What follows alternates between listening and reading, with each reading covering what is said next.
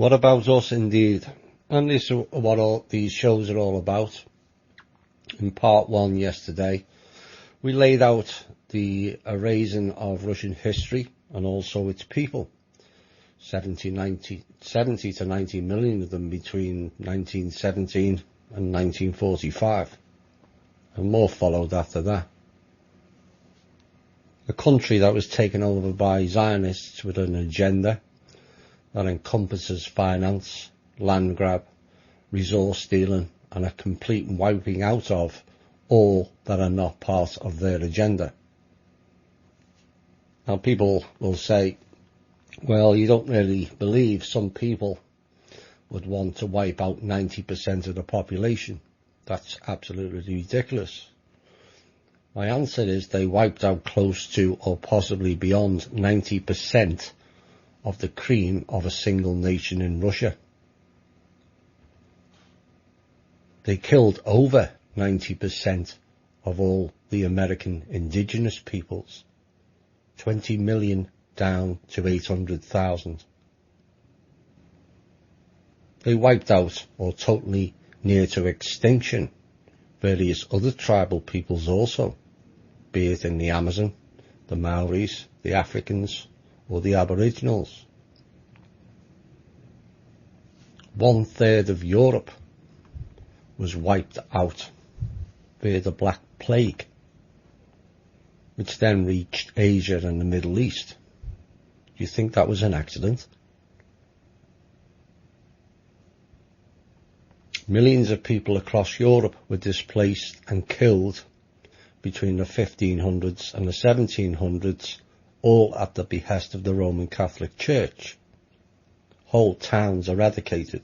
Spain, France, Portugal, UK, to name but a few.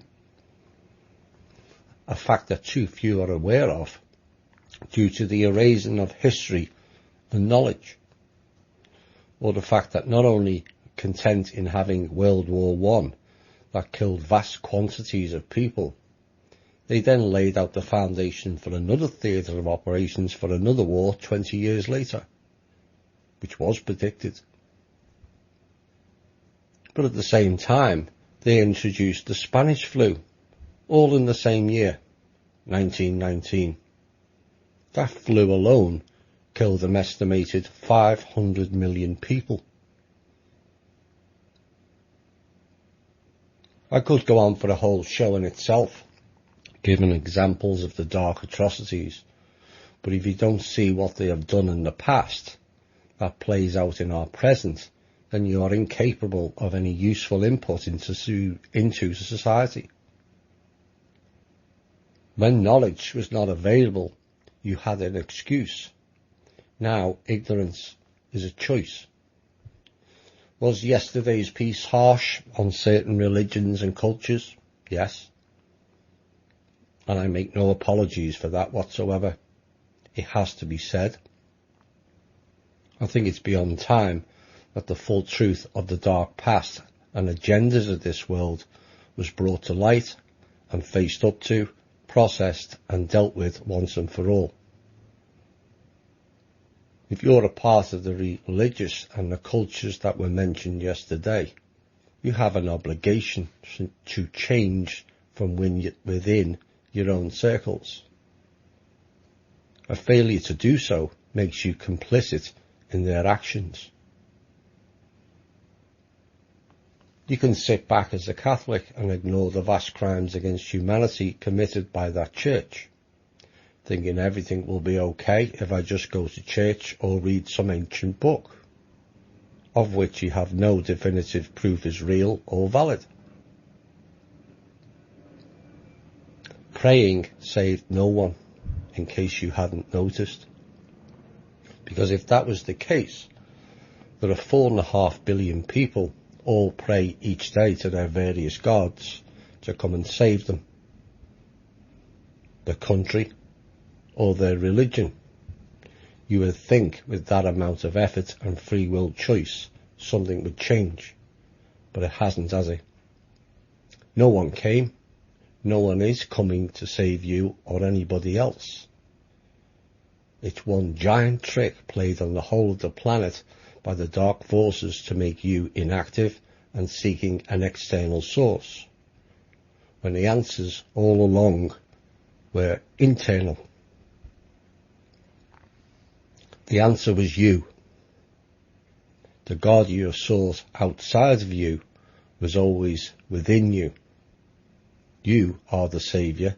You always were. You just forgot. Time to remember. Right, let's get back into part 2 of the show.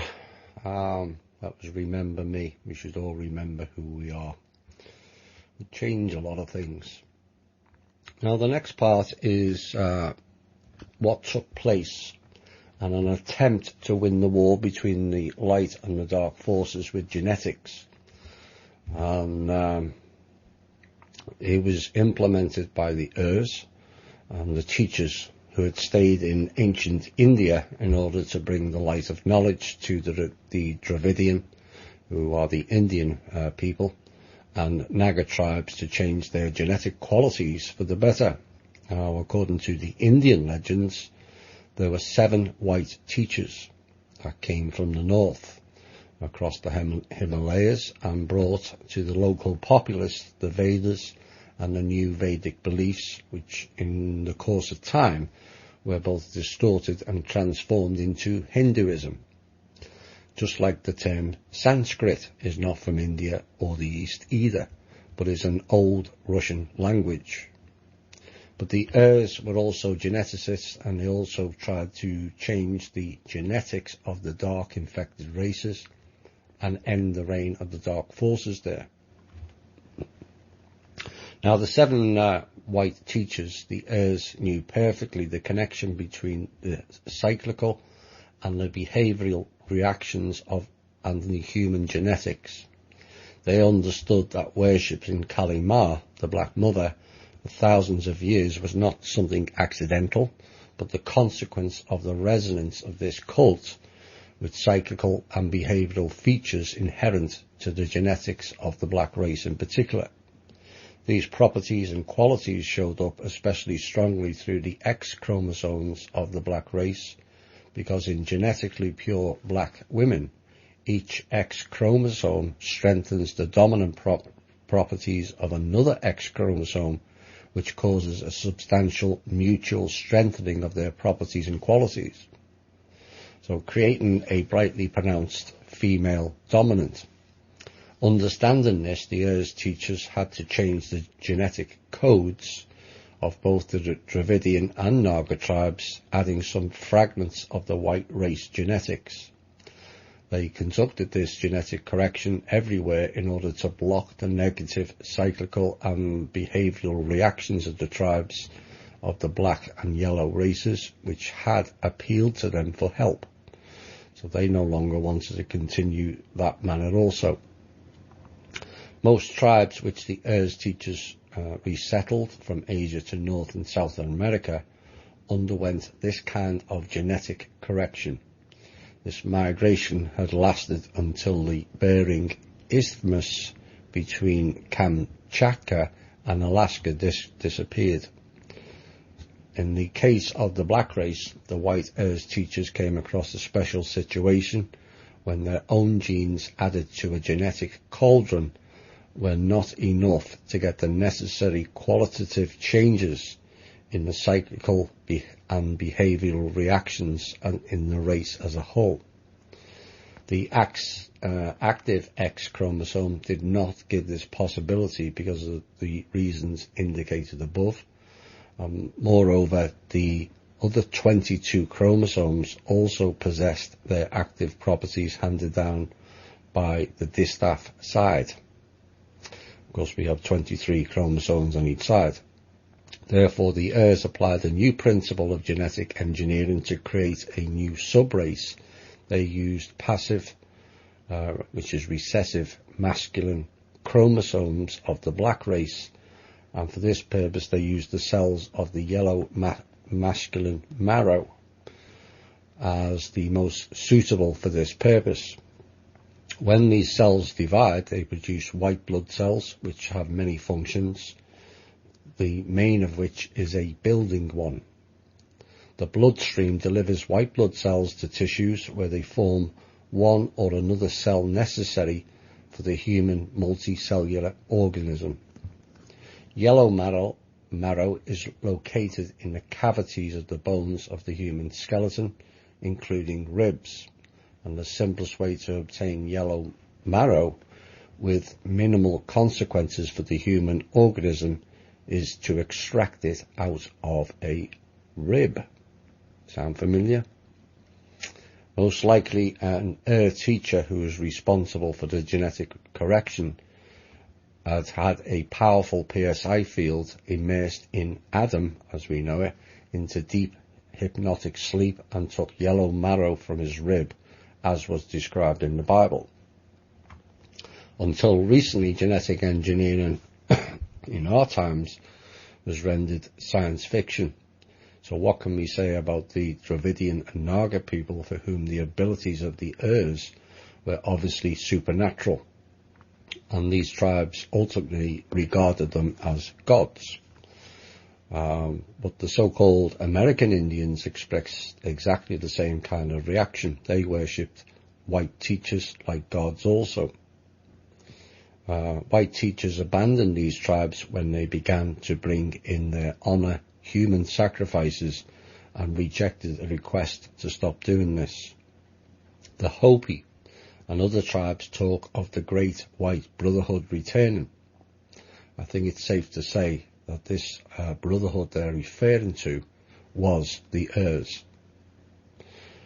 So what the Urs do, well, they took the marrow cells from the black race, man, and the Urs changed a passive Y chromosome into a passive X chromosome. As a result, it united the passive chromosomes of the black race inherited from men, and when they had artificially created a double set of female chromosomes with a passive set of features, the result was a hybrid grey subrace female embryo. These embryos, using ova from a white woman, gave girls who now did not have psychical and behavioural properties that were inherent to the black race, which made the representatives of the latter conductors of the dark forces.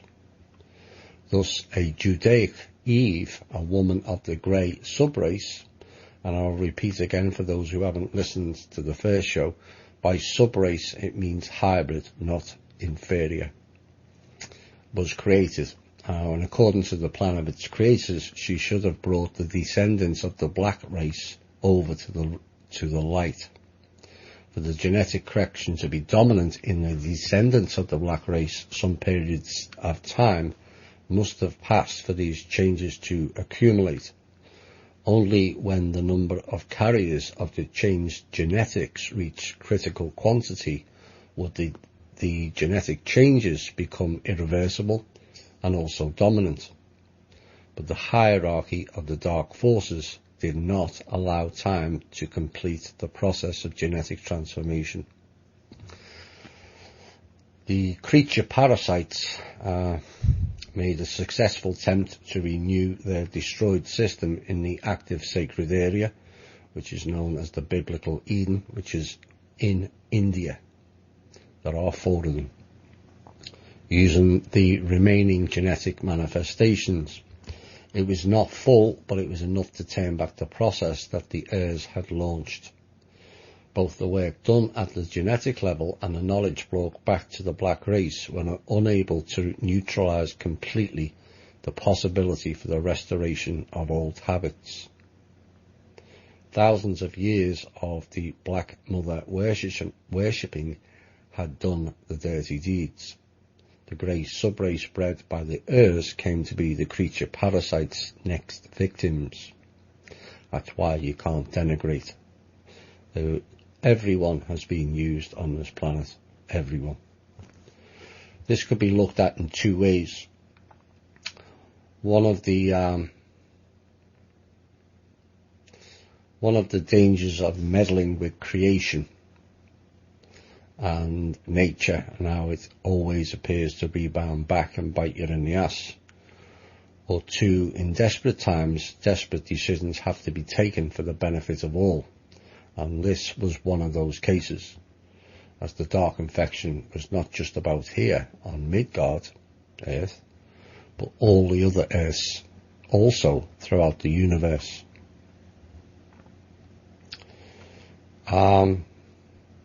This is how the Vedas describe man arriving here and the consequences of war. Spreading to different spaces and realities, wise thinking creatures, conducted by ancient patron gods, explored and rendered habitable. Splendiferous uninhabited new earths of the light world of Nav, and after they had returned to the heavens, this was the way of the harmonious world of Yav. Yav is the inhabited world we have now, and Nav was the astral world, spirit world. They have been conceived in the light of joy, living light of joy, which the great primordial Ram-Ha radiates. It follows from the above that modern man appeared on Midgard Earth as a result of an intentional migration from other Earth's planets, and the very fact that several races appeared on our Midgard Earth 35 to 40,000 years ago indicates that 1. The migrants came to our Earth from different Earths, planets of our universe, which had similar climatic conditions, but nevertheless not identical. The humanoid races had been formed on each of these planets independently. They were physiologically close to each other, but had different types of exchange processes, the colour of skin, some distinctions in the skeletal structures, but these races also have different cyclical and behavioural reactions conditioned by significant distinctions in their biochemistry. Or 2, some distinctions within one and the same race are conditioned also by the fact that different tribes independently evolved on different planets, which had almost identical natural conditions, or they are representatives of one civilization which had originated on one and the same planet and later settled on other planets with very close living conditions. Or 3, all migrants were placed in those climatic areas of Midgard Earth which were maximally close to those of their native planets. Our planet was inhabited within a very short historical term, and in the past Midgard Earth was part of a system of civilizations of our universe which communicated mainly with the help of Stargates or by means of Vitmaras, which are interstellar ships. Now the next verse describes it entirely. The priests, the keeper of ways, which went through the Stargates, said to Perun the Thunderer, linked with the planet Jupiter, "Tell us, our wise teacher, what is happening in the great Svarga. Why have many gates been closed to Makosh and Radha?" That's the Great Bear and Orion. "Why do the crystals of motion not shine? Why has the quarter of the Zarban circle grown dark? Why have the celestial needles lost their colour? And why do so many Vitmanas not answer our call?" So it's clear this planet was in connection with several other Earths and constellations, but due to the war, everything was cut off due to the collapsing of the Stargates during the war with the Dark Forces and their weapons of total destruction. Now Perun, who was part of the links with the Urs, answered them, "Know, keepers of the gates between the worlds, that there is a great Asa," which it means battle, in Svarga. The great battle is taking place now in Makosh, Radha, Svarti and the race is Leo, with alien warriors from hell. They, like gods from Prav, smite the enemy hip and thigh and cleanse every palace, which means constellation of the world, from the warriors of darkness which come from the dark world. Now, most likely the priests, the keepers of ways which passed through the Stargates, maintained and repaired these devices, which were intended for travelling between stars and planets, and a person entered into the Stargate on one planet and exited on another. In order to realise similar transition, Stargates must be on both planets. Their damage or destruction on any planet made the contact then impossible. It was explorer, wanderer types who installed these devices on the many Earths suitable for life. They moved within the universe on spaceships, the Vitmanas, and these ships were used for different purposes, for long and short distance flights, for movement in space at different speeds, sometimes enormous ones which several times exceeded the velocity of light, but they were always limited because of their building material. The biometal had limited capabilities. That's why it was better to use the gates. Stargates were devices which forced space through, i.e. changed its dimensionality, so that within these Stargates 2 spatial points, which were situated at enormous distance from each other, sometimes millions or billions of light years, would close into one. It's like the folding or bending of space. You have a point A and point B, but if you fold the piece of paper up, A and B become together. After the installation of these kind of devices, it was possible to shift from one planet to another almost instantaneously. Now, exactly through these devices, the Stargates installed in several places on Midgard, all the main races of Homo sapiens came to our planet. Moreover, each race came through its own Stargate. The migrants settled in those climatic zones which were maximally close to the living conditions of their native planets, and there were many of these planets, as stated in the text.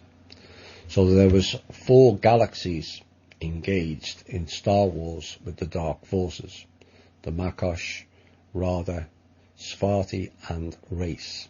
At the same time, light forces liberated one constellation after another in these galaxies from the warriors of darkness who came from the dark world, or the dark galaxy.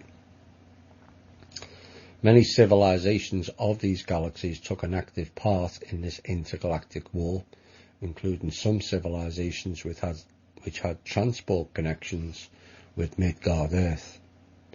This means that, first, our Midgard Earth lost the transport connections with many planets, and that the keeper of gates between worlds were unaware of why the gates on these planets did not function.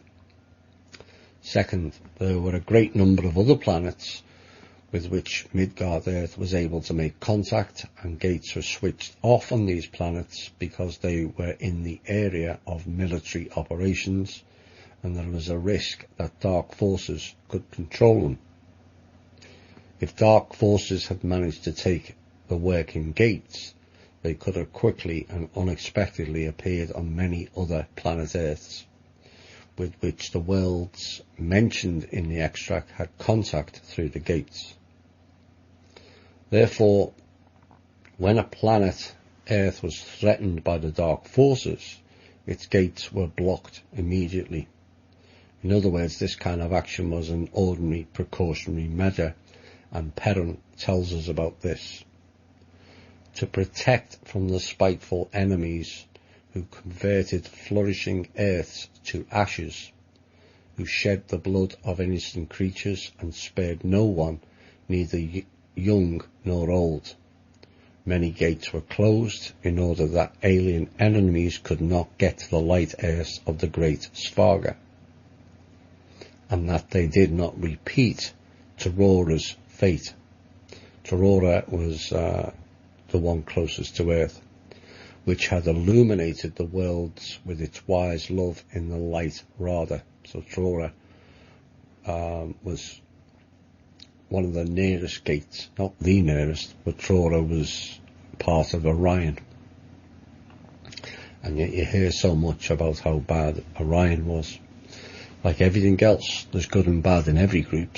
You don't have to label them all as being bad.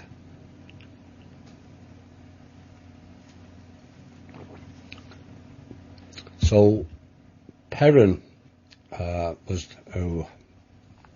we can clearly see Perrin had not been one of the gods, though he was considered as such afterwards, but was one of the hierarchs of the space light forces. He had arrived on Midgard Earth with a mission to explain to the keepers of the Stargates what was going on in both big space and also on Midgard Earth.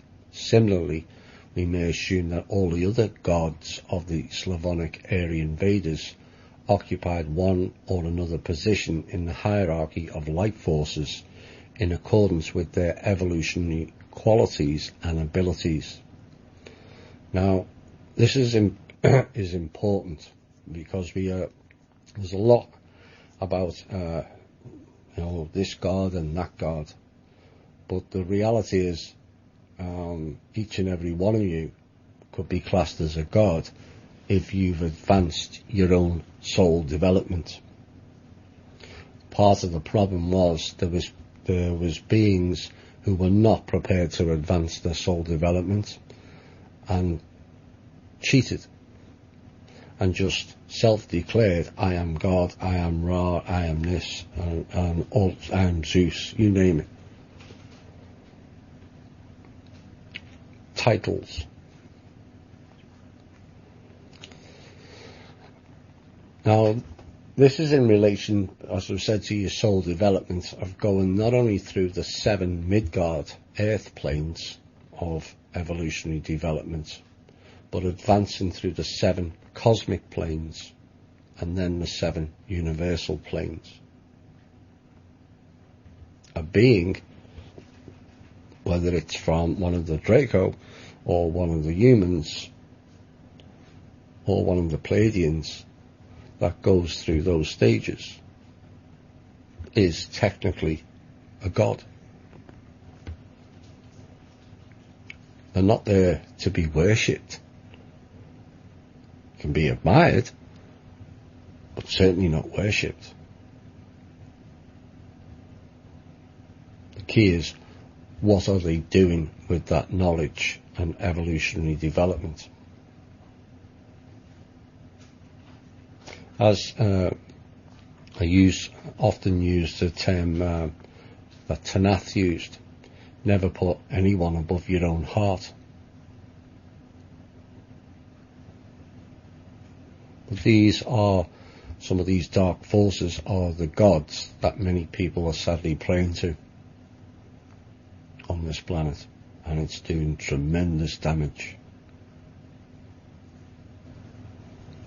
So when you go through those evolutionary planes of soul development, you then become the teachers, like the Urs, and the hierarchy of the light forces. And the dark forces wanted and still prevents beings on this planet and many others from developing beyond the lower astral plane of the subsequent Earths. For one, it stifles development, and 2, it feeds the astral beasts who are under the dark control. If everyone on this planet was on the mental plane, and there are 4 of them, well, you can't necessarily tell whether you're on the 4th or the 7th plane. But if everyone was on the mental plane, no one would tolerate what's going on here. No one.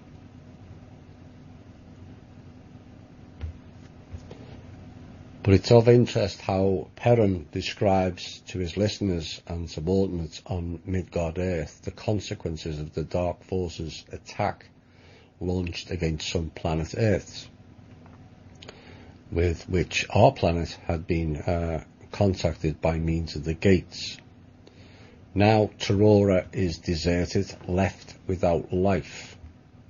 The multi-gate circle is torn to pieces. Mountains are brought down on many needles, and only ashes of 7 sazhens, and 1 sazhen equals 7 feet. So in other words, the ash was up to 50 feet. And the same image, sorrowful and cheerless, that was seen in Arkelna on Rutter Earth. So that's another different place. I haven't managed to find out which part of the solar system Rutter's from, but that was completely smashed to smithereens. Those particular planets had shined in light. Makosh, Great Bear, or Ursa Major, Ursa Minor, and the gates between worlds are now fused stone. It's important to remember.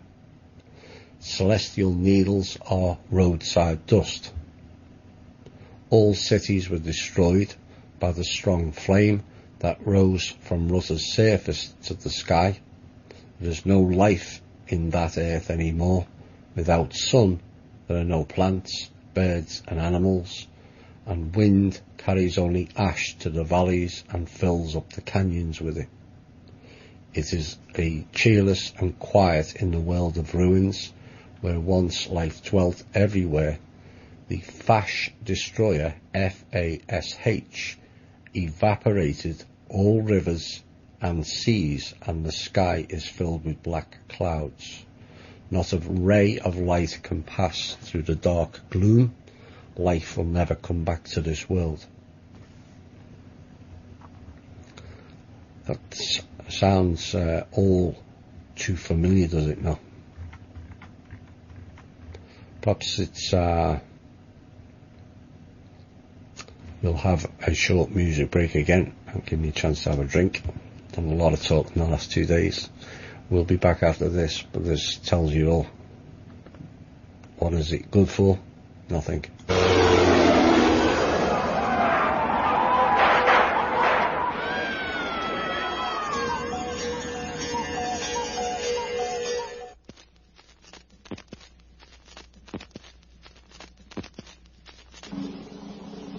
Exactly what is it good for? Absolutely nothing. Most today is Memorial Day, and this planet has lost far too many soul dyers. And I said that right, for those of you who are new to the show. Soldier is a play on words. Soul dyer is the real definition. And we've had enough of our sons and daughters wasting lives for these dark forces, and not one life has been used to save the country or its people. Not one. Doesn't matter which country either. Britain thinks they were saving themselves from the Germans. You're kidding, deluding yourself. All engineered, all of it. So, just before that music break, you mentioned the Fash destroyer. And I've mentioned and covered this in briefly in other shows. And this quite literally is a planet ender. The Fash destroyer is described as atomic or nuclear weapons by the Vedas, and could well be the name of the weapon that created all the deserts here. Before all these wars, Midgard Earth never had any deserts. None. All the deserts are because of weaponry. Now, the North Pole and Siberia regions once had lush vegetation. Otherwise, why would woolly mammoths have resided there? Can't eat ice, can they? So this type of weapon happened on many Earths to which the enemies had come from the Dark World. And they were attracted by the riches of the bowels of these wonderful Earths. Sound familiar? And this is one of the verses where it says, using flattery, they wormed into the confidence of the inhabitants and set people against each other. And this was the way wars were born in those worlds. Like I said, all too familiar sounding, just like the Draco and the Anunnaki, promising you all kinds and delivering you death and destruction. Now, when the wars were over, the rest of the survivors were exposed to what is called Tziran rays, Tziran, and people were deprived of their consciousness and will, and they mined the riches from the bowels of the earth, submitting to the alien enemy's orders. And when the riches of those earths were exhausted and the bowels of the earth were emptied, the enemies destroyed all the people and took everything they had extracted from those earths. But when people were able to drive them out, the strangers sent the Fash destroyer to these earths.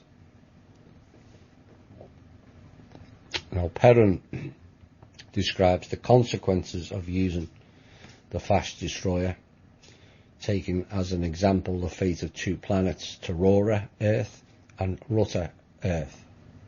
He gives a detailed description of the consequences of the nuclear blows delivered to these planets and describes the Dark Forces' strategy and tactics. This, he said, happened on many Earths to which the enemies had come from the Dark World. The narration, and we can see the picture of horror and senselessness of this space catastrophe unfolding before our inner eyes. Interesting terminology there.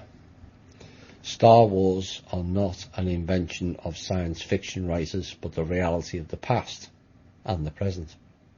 The fight between light and dark forces is not some conditional concept that depends on the point of view or desire of the person who expounds it, trying to describe himself from the best side and wishing to make the truth favourable to him.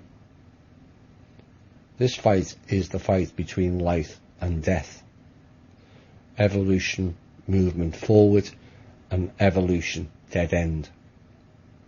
When a social parasite of the planetary level gets the possibility to act in space, it becomes very dangerous, especially if he has a weapon which can convert planets into deserts. Now, the words as such mean nothing, but only that which they reflect or transmit. Dark forces or devil, Koshis or dark Arlegs, princes of darkness or Chinobog, Draco, mantids, raptors, reptilians, greys. The names are not important, but the essence is. Without understanding an understanding of the essence which is behind these and other words, it is easy to become a plaything in the hands of these forces. When black is declared to be white and white black, and in order to avoid this kind of trap, it is necessary to penetrate into the sense of these words. One needs to feel them deeply in his heart, comprehend with his soul, and reason to be filled with the light of knowledge and understanding of what is going on. Words are magic spells. that the dark used to bind us to the dark deeds. Now, we've covered this many times in the ordinary shows. Once you look at the words, suddenly you see a picture and a pattern. It's not good. In simple terms, the essence of dark and light, of which all living things are both aspects, and it comes down to choice, is parasitic in nature. Dark beings are parasitic of which they feed off others. Whether you are a Draco, a creator being, an angel, a human, or an animal, if your whole existence is about feeding off the energy of others for selfish purposes, that in essence is the definition of being dark.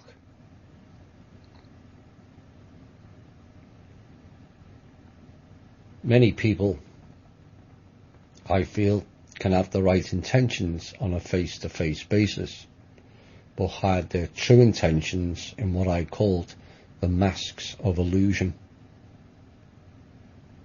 Now, we all have these masks of illusion at various stages of our lives, where we fake this or fake that, and it's used to be able to cover all kinds of weaknesses, traumas, guilt and shame, plus the more obvious of scamming of people. But a change has come on a massive scale over the last few years that I did warn about would happen, what was it, about 2.5 years ago, when I mentioned the mask of illusion. And they would all start to come down. Not only for the Cabal and the Elites, as I call them, others will call them elites. Real definition is Elites. El means God, and that's what these people think they are. But the mask would come down for all of us. And this is why there is a total fracture in society now, as the masks are no longer working like they used to. Many of you are noticing it. I warned there would be a greater exposure of the criminality in our midst, and a vast volume of information and revealings would take place. I think most would agree that has been borne out. But I also warned things would not be pretty on an individual or collective basis. Why? Well, I felt we would see many people losing it. The reason being, their masks have worn off, and no longer can they project an image of themselves as all love and light, whilst their parasitic nature remains hidden. That no longer works. Why do you think so many are being exposed now? Why does it suddenly appear easier to expose people? Because people can see better. The masks have dropped. Yes, people can blame, well, Trump's doing this and Q's doing that and Thomas is exposing this and that and others. We've been exposing a long time. There's some people have been on radio shows longer than me, the two OYM lads and Randy Morgan's. But there's been a change, hasn't it? And the reason is the masks have come down. It had to happen that way. Now, what has also happened is people noticing things a lot quicker than they used to, because you're paying more attention to it. As an example, look at how quickly many of you spot trolls on the Facebook page now, compared to a few years ago. That's only a small part of it. But that also transfers onto other aspects of life. People no longer tolerating vampiric family members or loved ones anymore. you think that's all a coincidence? It's not. Those who have done their inner work, and I mean have really done it, and not continued to lie to themselves, will reap far more benefits of heightened sense of awareness than those who haven't. Those that have can now clearly see those that haven't. The difference in the being now is very marked.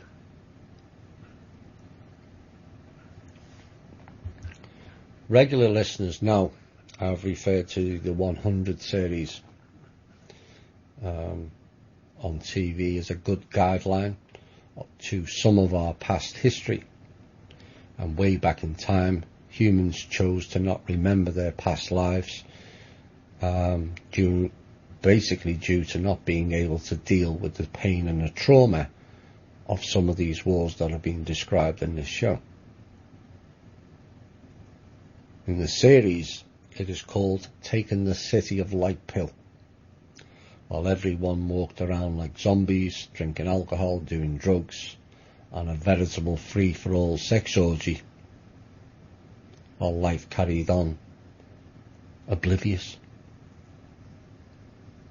That sound familiar? Should do. Those last three I mentioned, sex, drugs and alcohol, are 3 of the 5 hooks that can trap you into the system. Money obsession and religion are the other 2. All of them are energy-looting concepts, and so vampiric. Drinking and drugs brings in the spirit worlds, which have been heavily corrupted for and by the dark. All psychedelic drugs all have one thing in common. All of them are low vibration plants. And I mean all of them. So they are not there to enlighten you, but to stifle your own development. And to put you into a trap where the dark entities reside in the spirit world. Drugs are about forgetting life's ills, and you go into the other worlds and can forget about this realm for a while. And whilst there is much about this world we would all like to forget at times, is that not repeating the city of light pills? The only way to really forget is to face up with it, deal with it, and move on to different and better path. Whether you call it saving your karma or by some other description, the same effect is felt. And the only way to deal with anything of that nature is to go through the pain and the trauma, process it, and let it go. Masking it, ignoring it, denying it has led us all to where we are today. Pain, trauma and the dark can also be great gifts of learning on the physical and soul level. It all depends on how you approach it. Dark lessons. No one ever developed their abilities by not making mistakes. The person who never made a mistake never did anything.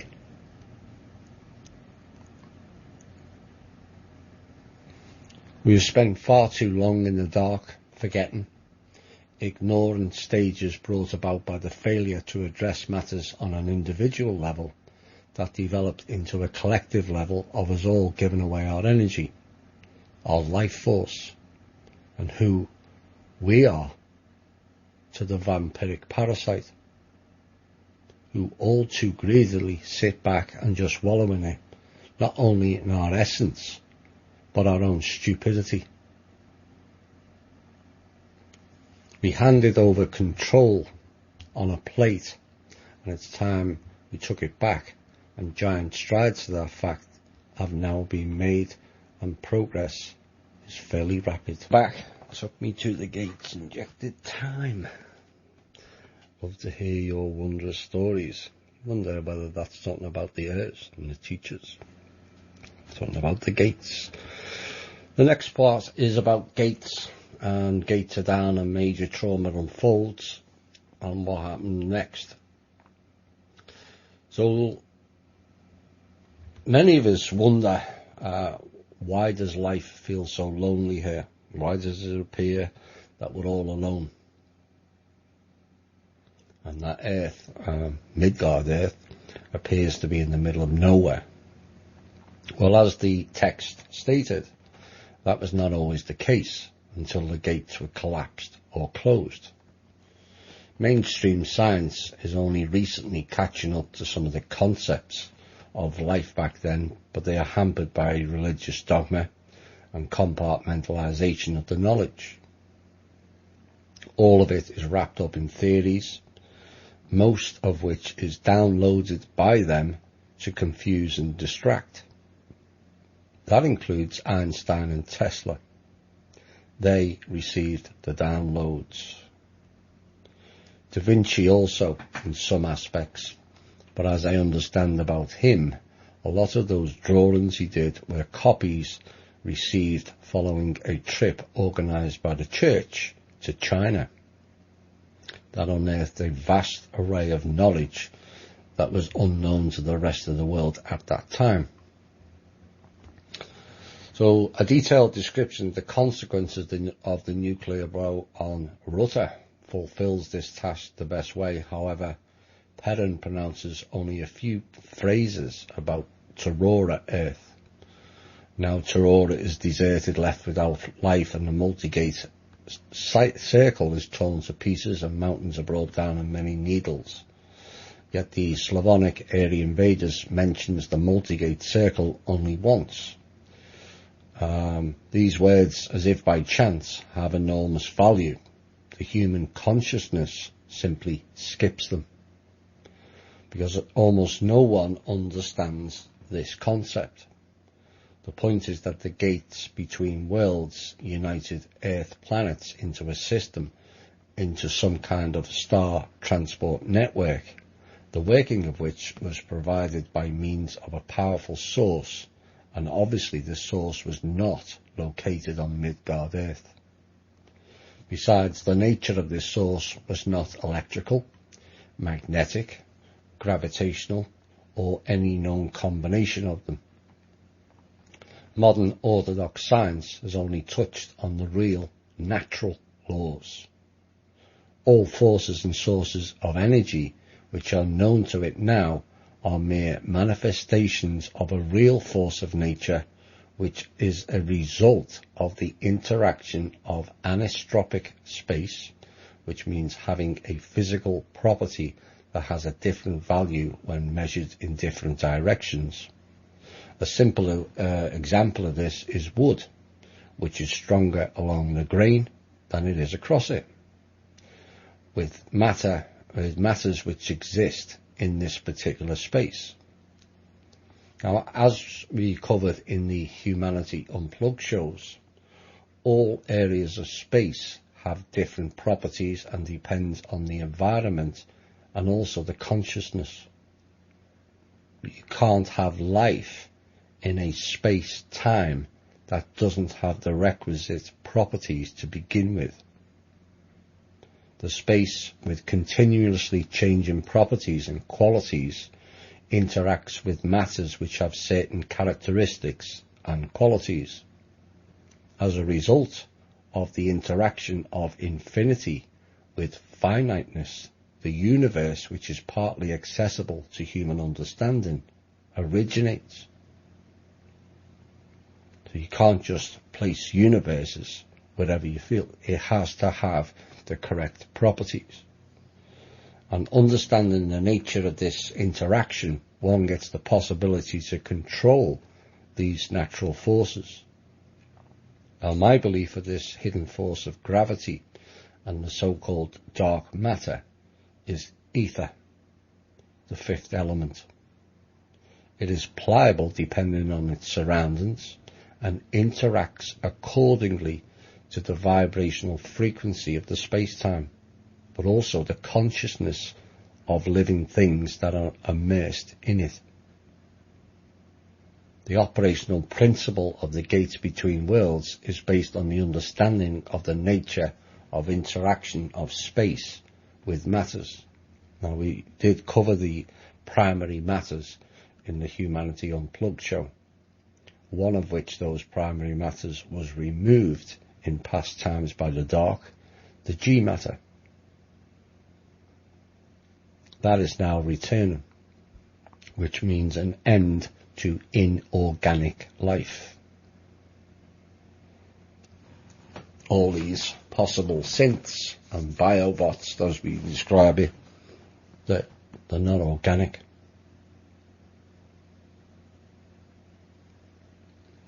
So the gates between worlds are united in the systems, and each of them has its own source.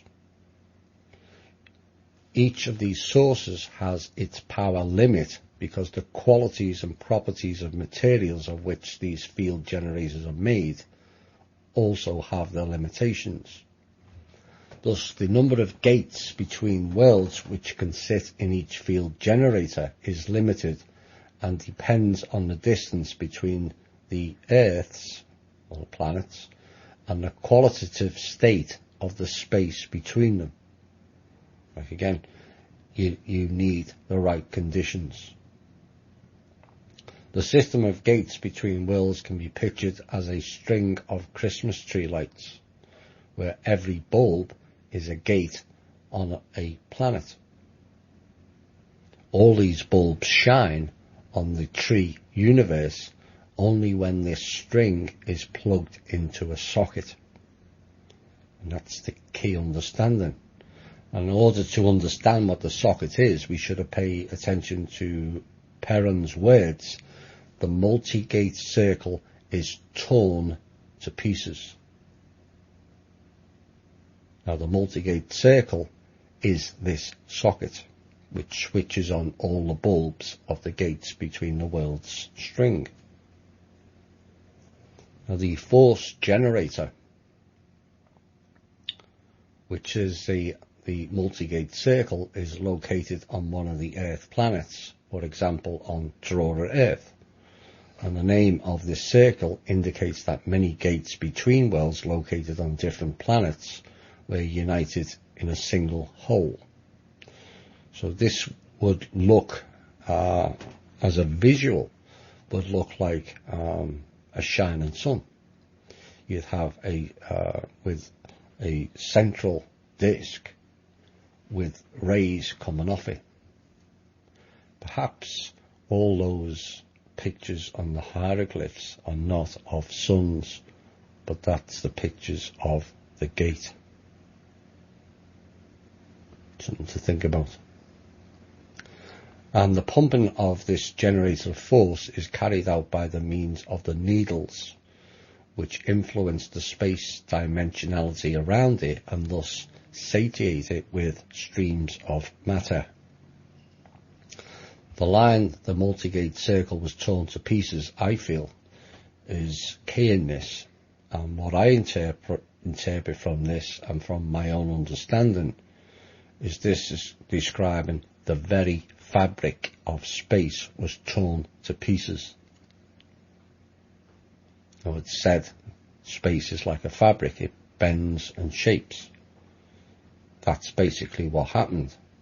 That then leads to different properties and qualitative states filling in that void. Those different properties means the gates collapsed in on themselves like a black hole. They're all still there, either in the vortex of the black hole, the singularity, or the white hole,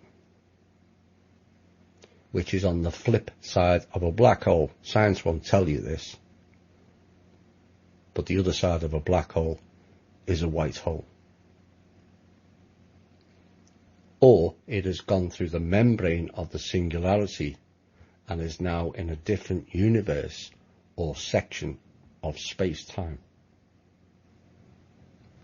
Well, this is the origin, in my opinion, of the Big Bang, as science describes it.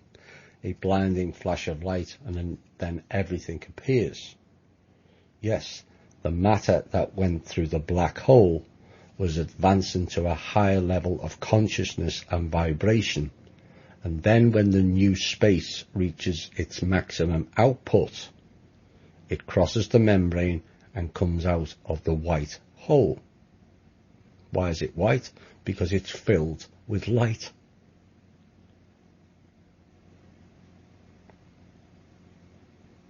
It is only the white and blinding. It's only white and blinding as it was hidden in the void or the singularity, like a train in a tunnel. You see a tiny white light that gets bigger until the light explodes as it gets close to you. And this is how I feel this universe came to be.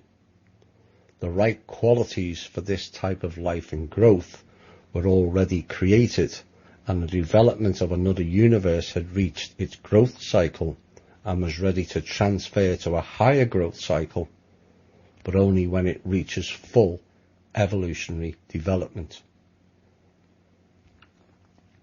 Just as the streams of water will always fall downward under the force of gravity, the streams of matter created by the needles will satiate the multi-gate circle, thus replenishing all gates between worlds which belong to one system.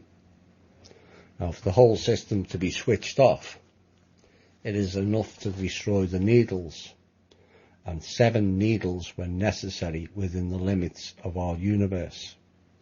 Around each multi-gate circle located on a key planet, Perrin tells his listeners about exactly about this event. Mountains are brought down on many needles, and therefore the multi-gate circle is torn to pieces. And someone pulled the plug and basically switched the whole bulb string off. And likewise, the nuclear blow inflicted on Aurora Earth, which is the key planet in the interstellar transport system and the place of the location of the multi-gate circle, Orion, resulted in that all gates connected with Aurora Earth were shut down. But the sad thing is, our Midgard Earth was attached exactly to the Aurora Earth system. The gates between worlds were closed to Makosh and Radha. Makosh is the Great Bear, and Radha is the Orion constellation. You ever wondered why those 2 constellations are the most viewed? Now you know.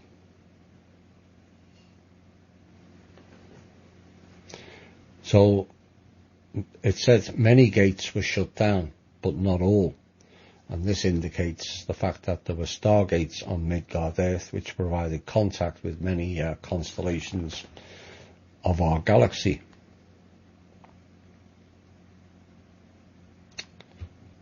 So they planned on how to correct it.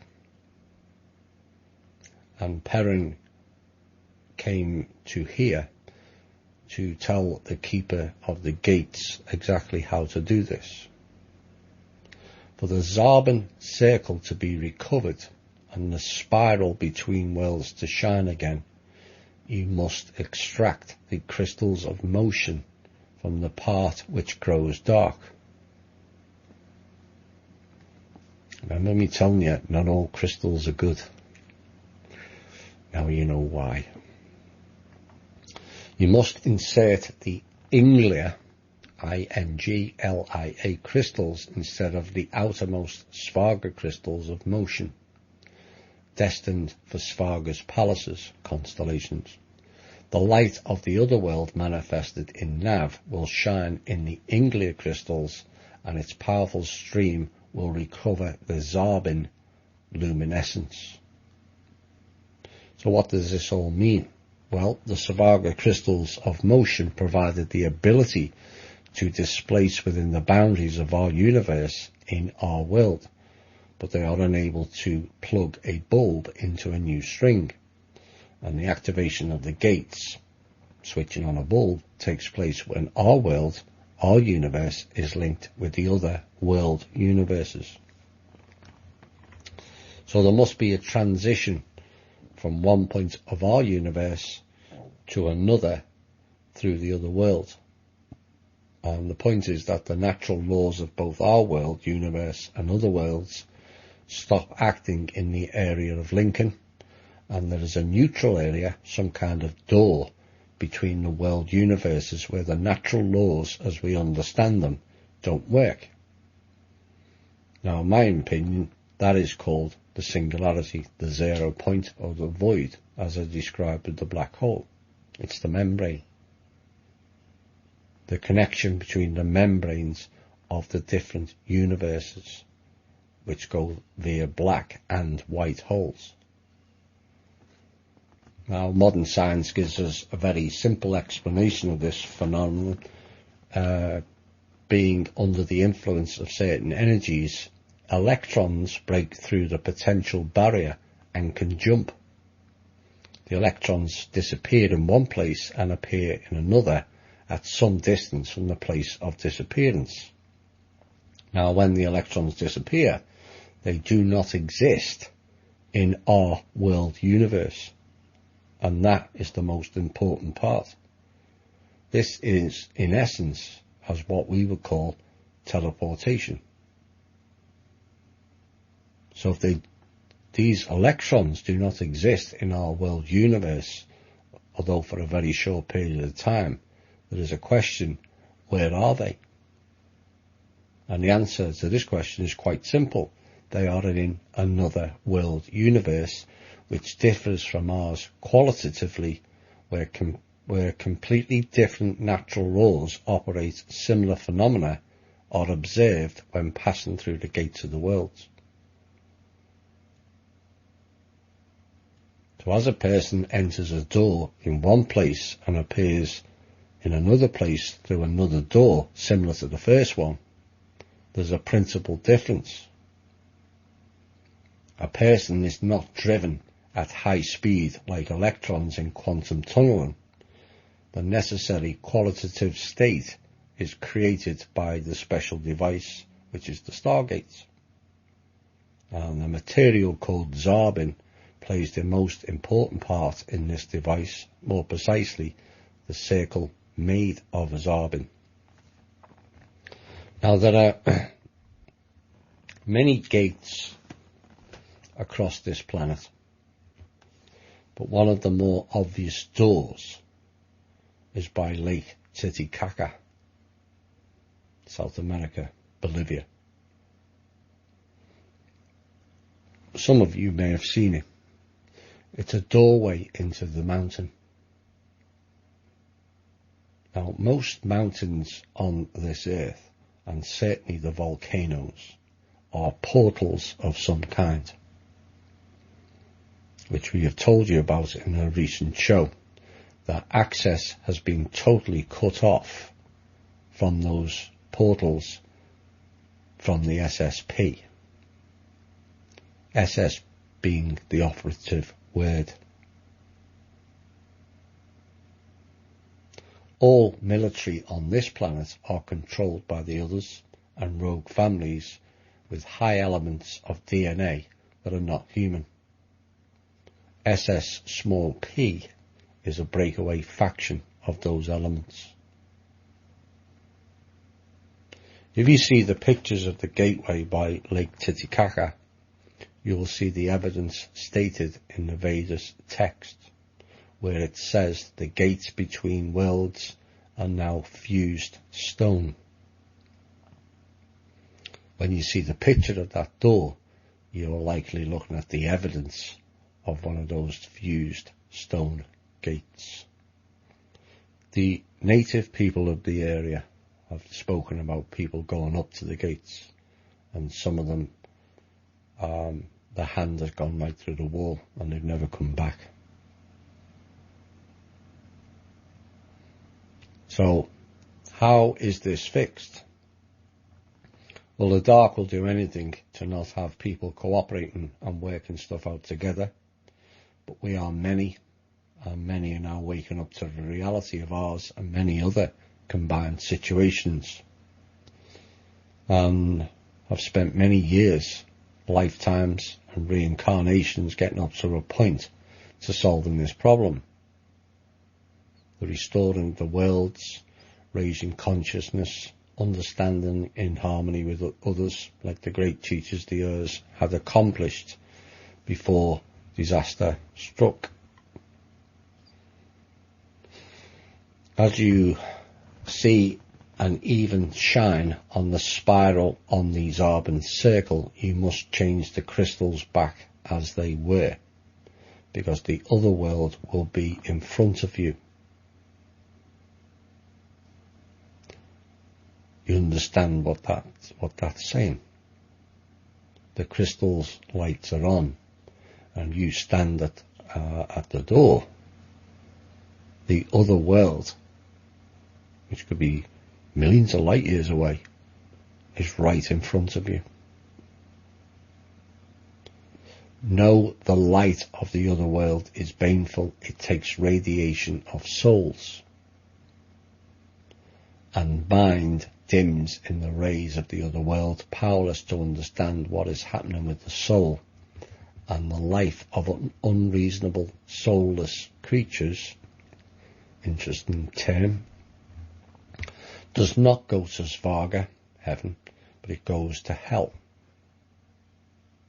And there they pine away in darkness, knowing neither themselves nor what has happened.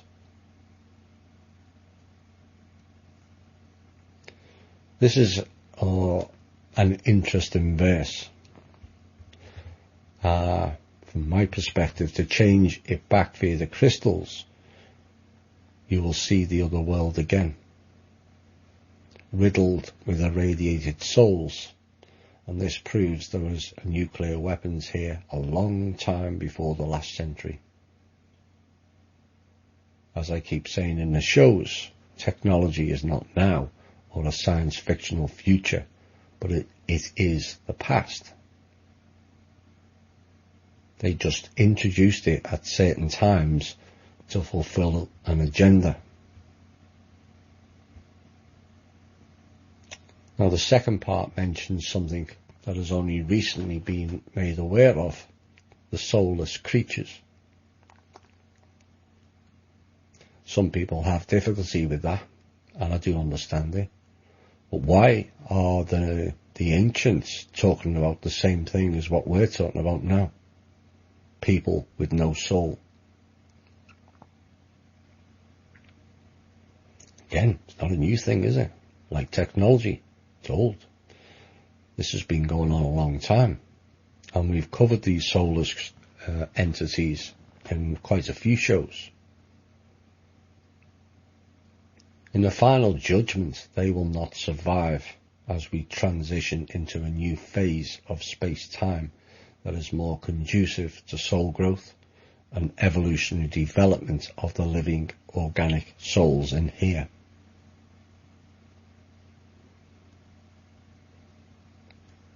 So this was a traumatic time for many billions of souls, and why Perun then appeared before the Keeper of Ways after Da'aria had sank into the ocean abyss because the nearest moon, Lelia, had fallen on Midgard Earth. We had 3 moons. And the reason for his appearance was the damage of the permanent interplanetary transport network called the System of Gates Between Worlds, and the greater part of this system is deactivated because of the nuclear blow inflicted by the Dark Forces. And the Star Wars between light and dark forces have lasted for dozens of thousands of years, and our Midgard Earth, for several reasons, has an important value for both sides. More precisely, dark forces trying to take it, while light forces try to prevent this. The Dark Forces need to occupy Midgard Earth, but not destroy it. Just occupy. That's why they want to wipe us out 90%. And when they've finished harvesting the planet, they destroy it and the remaining peoples. Otherwise, they would have used a nuclear weapon, like the Flash Destroyer, a long time ago, which they did many times on other planets. As it follows from the Slavonic area invaders, the appearance of their bulwarks, which means bases on Layla, the nearest moon to Earth, confirms their aspiration to seize our Earth, but not destroy it. So, Perron, as a representative of the higher hierarchy of the union of civilizations in which our planet was granted a membership as a colony of migrants from other planets, which were members of this interstellar light forces union, came to Midgard Earth in the period of the next tension between the light and dark forces. He passed on the information about the interplanetary transport network breakage and the necessary actions for its renewal, and reported about a fundamentally new tactic and strategy applied by dark forces during their offensive actions against civilizations and members of the Light Forces Union. And he also gave out information about the supposed actions of dark forces and their consequences concerning Midgard Earth. This is covered in the next verse. The Volkov Svatozar, Sviatozar, from the glorious clan of the Sviato Rusov, asked, "Tell us, Father Perun, what will happen to the saint land of the great race?" The great race is the Rus. "And with the faith of our ancestors. If a severe time will come for the sons of the great race, who will be able to save the saint land of the great race and the descendants of the celestial clan?" Now, a terrible ordeal inexorably approached on Midgard Earth, and a direct contact with a legion of dark forces, which devoured everything healthy and strong like a cancer tumour. Our planet was destined to become a ground for these parasitic forces, and it was inevitable because of certain periodical processes that were happening in the universe at the time. Back then, light forces did not possess the abilities to resist dark forces so that they could protect themselves from aggression and completely neutralize the enemy. This is a key aspect, this next paragraph. Our Midgard Earth was extremely important for light forces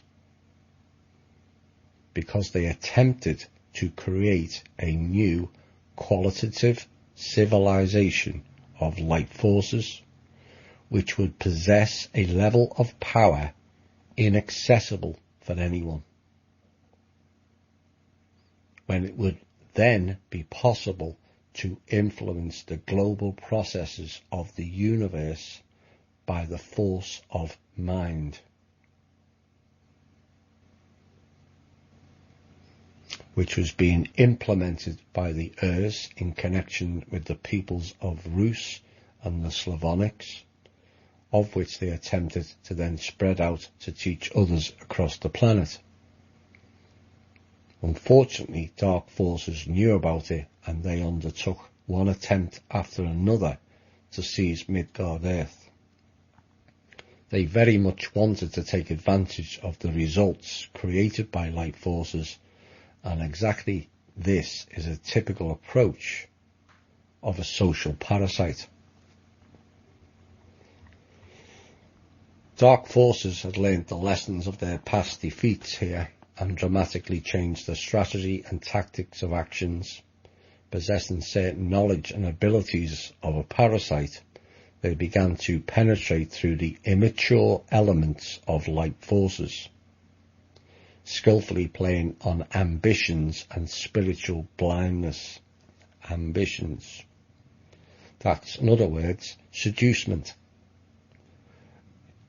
You have this title, you have this badge, you have this wealth, you have this fame.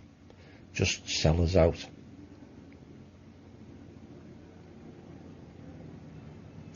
They created situations when through these elements they could get very important information about the systems of protection of the Earth planets, which were on the light forces side. Now this has echoes of today, where people with ambitions sell themselves out, and everyone else for that matter, for their own selfish purposes. I did a piece recently about the two main issues we face here, fear and seducement.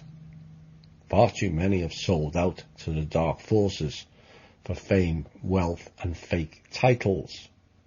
King this, Pindar that. All an illusion of control that too many people with a lack of morals and weakness all too easily succumb to. But unfortunately at the time, the dark forces, it became possible when nature itself involuntarily favoured them. It was a periodic change of the streams of the primary matter, which form both our and other universes, that created an Achilles heel for the light forces. The domination of one or another primary matter in the overall streams of primary matters dramatically influences the evolutionary development of reasoning creatures at the initial stages of their development. So this is what we are talking about in the Humanity Unplugged shows. Stream of primary matter, which is the G, which is the note most people are hearing in the right ear, because it is returning in. You take that out of the mix, it's going to stifle people who are reasoning like us, evolution, development. And dark forces use precisely this temporal evolution vulnerability against young and developing civilizations. So in essence, humanity was about to go through a developmental transition back then, and like now, dark forces have tried to ramp it up and stall or prevent it. This time, it will be different. The power and density fluctuations of one or another primary matter streams are periodical. Each world universe has its own order of the primary matters which dominate in the overall stream. This is determined by the quantitative and qualitative structure of this world universe. The domination of streams and certain primary matters can cause instability and vulnerability in people and create favourable conditions for dark forces to influence the civilizations on their initial interplanetary phases of development. By that it means blocking you going to the higher astral or the mental planes. When the majority of reasoning creatures have not crossed the area considered to be dangerous for the positive evolutionary development.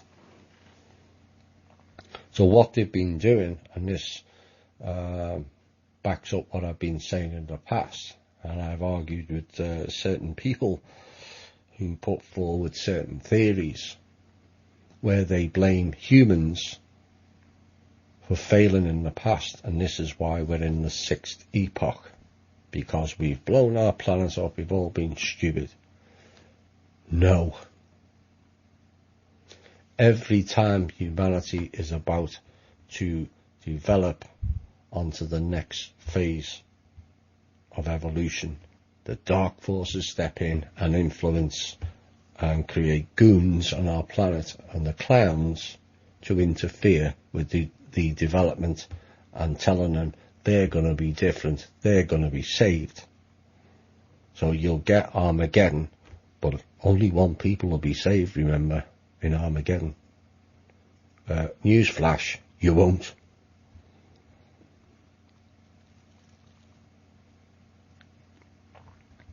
So this kind of speaks of where we are now with the awake and unawake in our midst. They failed to heed the many calls, failed to address any of the symptoms of the dark within themselves or collectively. And why I said over 2 years ago, it's now too late for them. Nothing too bad will happen to them, but they will have to face their own judgments and remembrances. And remember, our own judgments are often far more severe than external ones. They will go on for more development phases, as I understand it. I want to make it clear. It should also be noted that no one who listens to this and other shows is responsible for others not awakening themselves. No one. Each person is responsible ultimately only for themselves. It's called personal responsibility.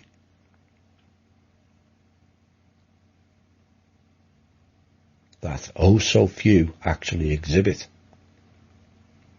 So please don't beat yourself up because those close to you have failed themselves, not you. They failed themselves. And so you should not carry any guilt for the failure of others. And I would ask all listeners, please reinforce that message to yourselves. No guilt, no shame, and no regrets, please. We tried our best. They failed. We didn't. So dark forces use precisely this time and this evolution stage of development for capturing reasoning creatures and converting them into obedient instruments. Sound familiar?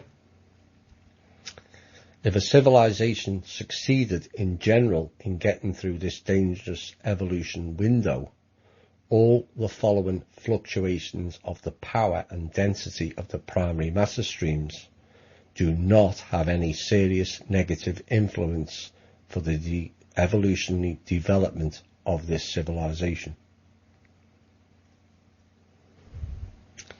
In other words, once we're through, it's game over. They can't interfere again, and they know it. We are their biggest battery, and that's essentially what we are, a battery. They loose our energy. We give them our life force. And what do we get in return? Bits of paper and pieces of metal.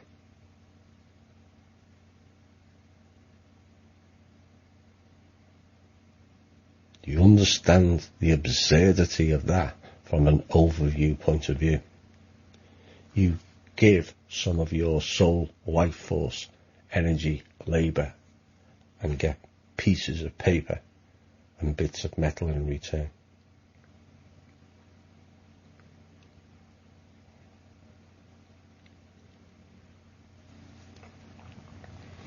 Unfortunately for our Midgard Earth civilization, this is in the past, not now, the dark forces stirred to greater activity, timing their next attempt exactly to the beginning of the period when it was crossing this dangerous evolution window. And the next verse of the Vedas tells the following: "Know, people, the stream of the river of time will bring hard times. To the sacred land of the great race, only priest keepers of the ancient knowledge and secret wisdom will remain on this land, because the people will use the force of Midgard Earth elements and destroy the small moon together with their beautiful world. And the circle of Svarog will then turn, and the human souls will be horrified." The line, "Only priest keepers of the ancient knowledge and secret wisdom will remain on this land." This could well be describing what is known as the Elders, explained in the Shane, the Runa shows, who have lived for thousands of years, and I mean thousands of years. They were here at that time. They were here at the time when the Draco arrived. They told us not to sign that agreement. Some of those elders, as I understand, are 350,000 years old.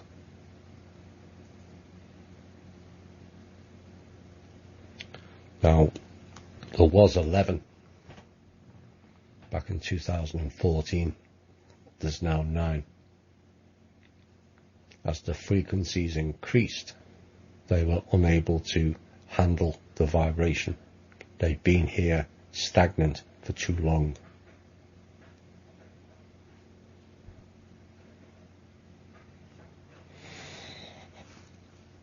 We were trying to get, well, I asked directly,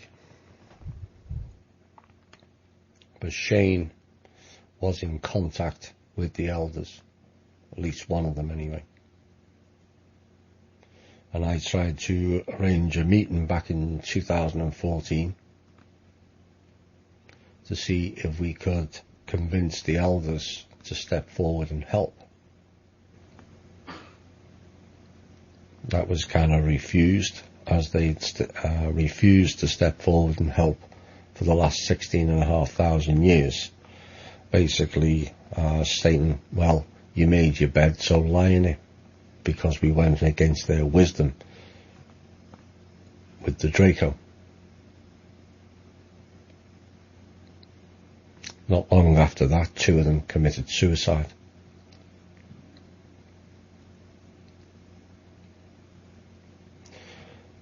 I thought you should take note. These elders are in no way related to the fake clown Chinese elders on the hashtag Operation Stupidity called the RV.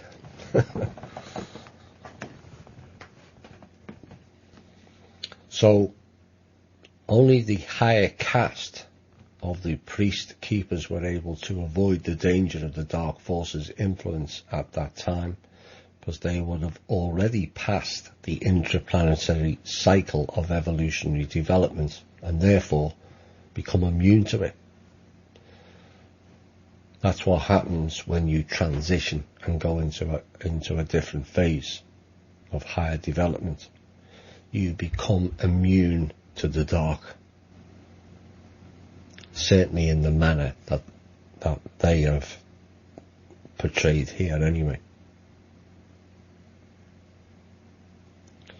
All the others who failed in completing this evolutionary stage of their development would be unable to withstand the virus, is what it says in the text. Interesting terminology, is it not? Of course, We mentioned back in the Tanath Sunfire shows about the fractal virus that permeated itself through 80% of this universe. Maybe that's what they're referring to, the dark fractal virus.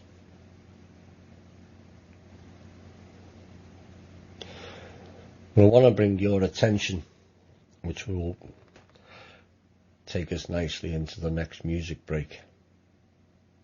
As stated earlier, it is clear that this planet was in part used as a safe house for refugees fleeing war and destruction on their home worlds. And this is why I get rather pissy with people saying we don't want refugees in our country. It's just wrong on so many levels. And the question is, what if most of the souls who resided here currently are all refugees? Does that change your opinion? For those who won't welcome refugees in their time of need, perhaps they need to think and act differently with the new knowledge. Hi all and welcome back. The next portion of this is called the War of Atlantis, not Atlantis. The described events reflecting the consequences of the armed conflict between the ancient Slavonic Aryan Empire and the Antlion, known as Atlantis, its province which had separated from it, and this happened 13,027 years ago, exactly.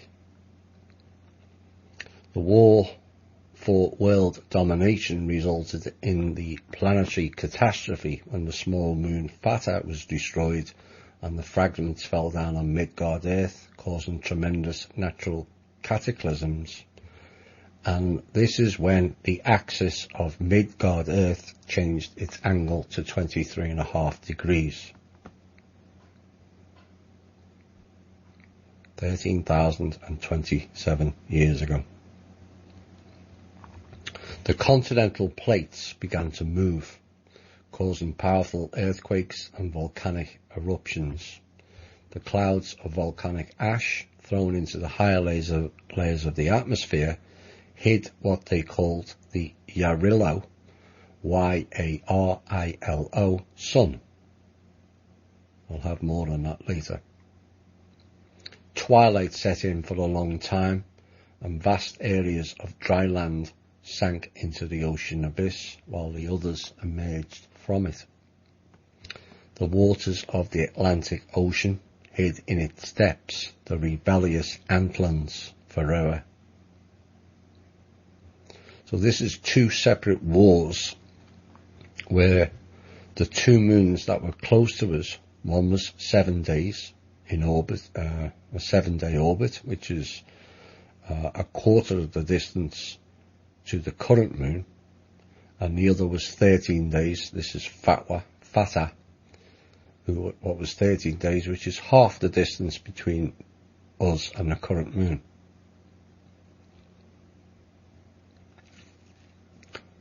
New mountain ranges rose at once. Giant tsunamis turned around Midgard Earth several times, and the term that they mentioned earlier, and the circle of Svarog will turn then. The climate was dramatically changed, and all this cast Midgard Earth civilization from the intergalactic level to the level of almost complete savagery, with the rare islands of civilization which the priest keepers managed to preserve. Perrin spoke to the peoples and warned them precisely about these events in the next passage. The great night will wrap Midgard Earth, and the celestial fire will destroy many lands of earth.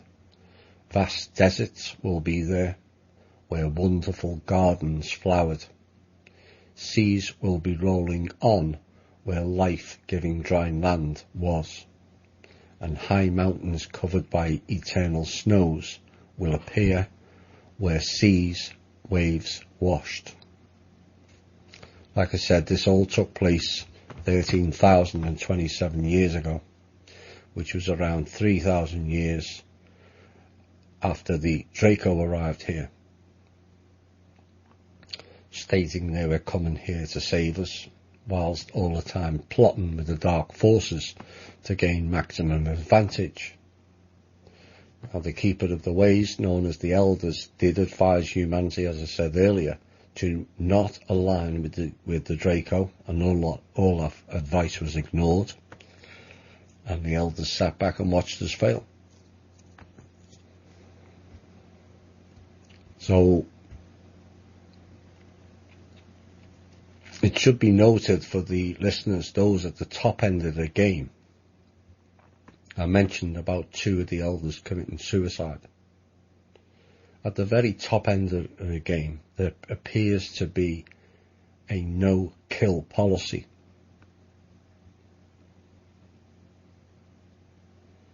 But they make efforts of the dark to try to get people into a state whereby they end up taking their own lives.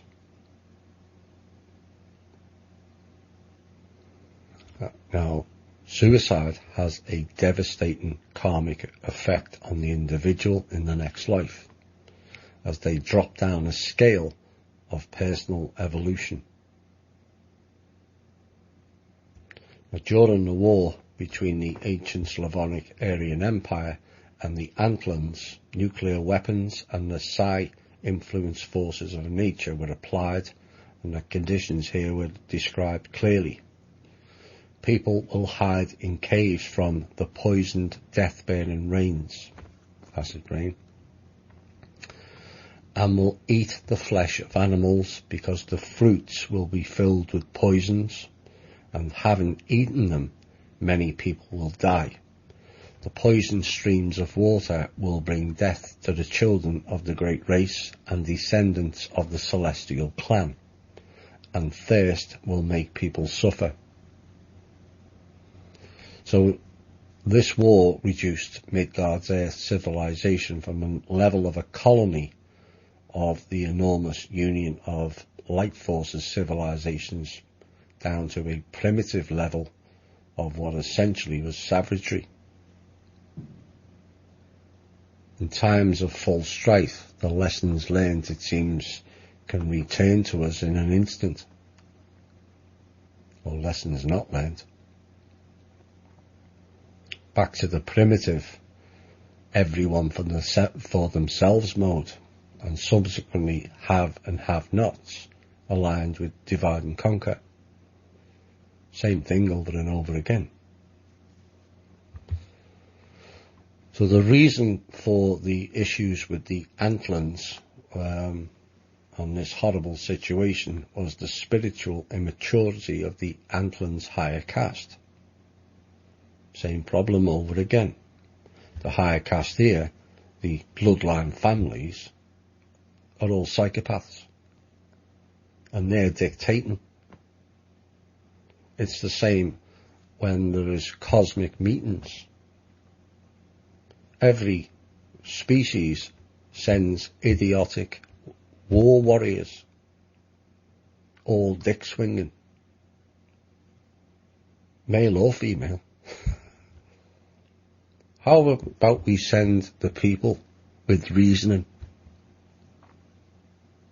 Do you think America would be at war in Syria if it was really up to the people? Do you think we'd be in Afghanistan? Do you think we'd be threatening North Korea? Absolutely not. All these wars that have gone on for millennia are all because of spiritual immaturity is at the higher caste of each species, not just human. The Draco higher caste are beyond stupidity. They haven't even learnt about themselves. That's why many of these races of the dark forces in some ways are trying to help us so then we can piggyback on our personal evolution. Otherwise they would have wiped us out a long time ago. When we didn't have some of the weaponry we've got out now. But the representatives of the Atlanteans were beyond measure carried away by technology, forgetting about the spiritual aspect of development, possessing knowledge sufficient to create high technologies. They, nevertheless, remained spiritually immature. This is why I keep warning about the dangers of technology. It creates convenience and laziness, idle minds. You want to check the weather? Go outside. Not ask the stupid election machine that's recording all your information. The conditions for inharmonious development had originated in the midst of this civilization that were created by the migrants, natives of one of the Slavonic Aryan tribes, the Ants. Mantids. And of course, in the course of time, led to the desire to dominate the whole world. You want to know why I call them bug-eyed bastards? There you go. These distorted souls became a nutrient medium for the Dark Forces virus and created an environment which allowed the Dark Forces secret emissaries to penetrate into our planet. Star parasites succeeded in penetrating our Midgard Earth, and from this moment the nuclear catastrophe which happened 13,000 years ago became inevitable. We're coming up to that 13,000 year cycle again. Now you know why everything's ramped up. 13,000, 26,000, 13,000, 26,000, loop, loop, loop, loop. This time, no loop. Oh, this virus, as I said earlier, could well be related to the fractal virus described in greater detail by Sunfire and Tanath.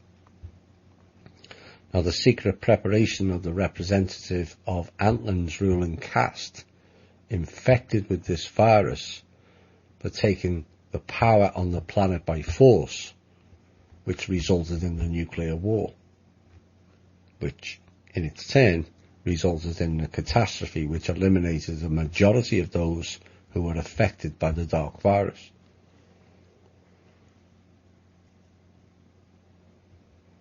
But like always, small groups of the hierarchs of the Antlin managed to board Vitmanas and Vitmaras at the moment of the catastrophe, survived and became those dark force seeds which fruit we harvest even now.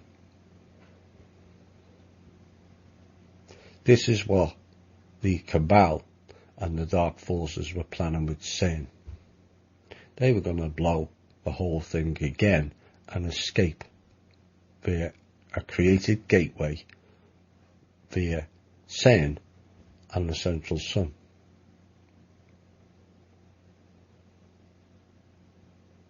Unfortunately for them, we have people with abilities on this planet that shut it down in August of 2015. They had to complete it by December 2016. It failed.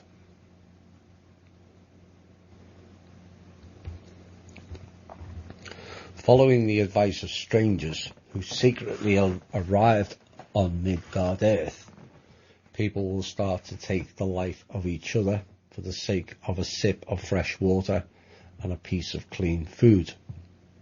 That's why it said we are reduced to savagery, and they will forget the ancient wisdom and the laws of the God Creator. The great disunion will come to the world of Midgard, and only priest keepers of the sacred land of the great race will keep the purity of the ancient knowledge, despite all ordeals, privations, and death. So the Earth inhabitants of our planet had now become infected by the Dark Forces virus. Midgard Earth was isolated from other Earth planets of the Light Forces, and the gates between worlds, the Stargates, and our Midgard Earth were disconnected from the transport system of Light Forces civilizations to prevent the virus penetrating other planets. Our Midgard Earth was then put into quarantine, which will last until our planet either rids itself of the virus, thus getting immunity to it, transition, or is destroyed by the Dark Forces. There is no other option. It's safe to say we are in one of those times now. I think those of you who go over this material and study it will realise we're in one of those times now, whereby certain people on this planet have cleansed themselves sufficiently of the virus and its temptations of the dark ways. And this is why everything currently appears to be in chaos. One desperate group clinging on to the old paradigm, which despite their protestations to the contrary, has failed. And one group pushing forward with a new paradigm and a potential return to the old way of being, taught by the teachers to the general populace and then spread out across the lands.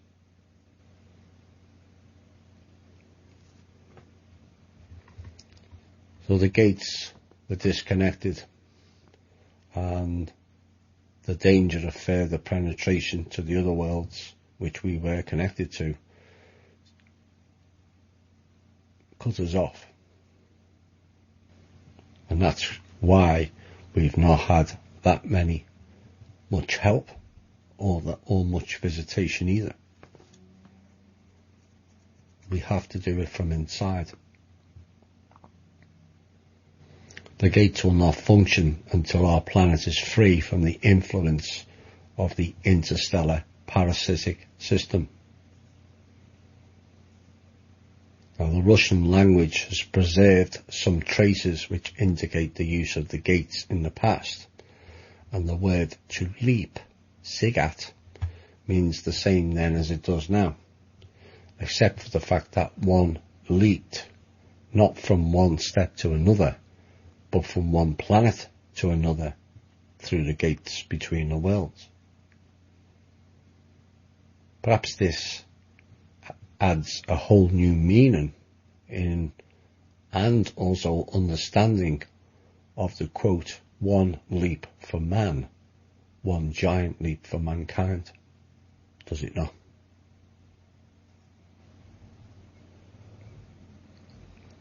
Now the point is that a sig, S-I-G, in the Slavonic Aryan tradition is a time unit equal to approximately 1/300 billionth fraction of a second.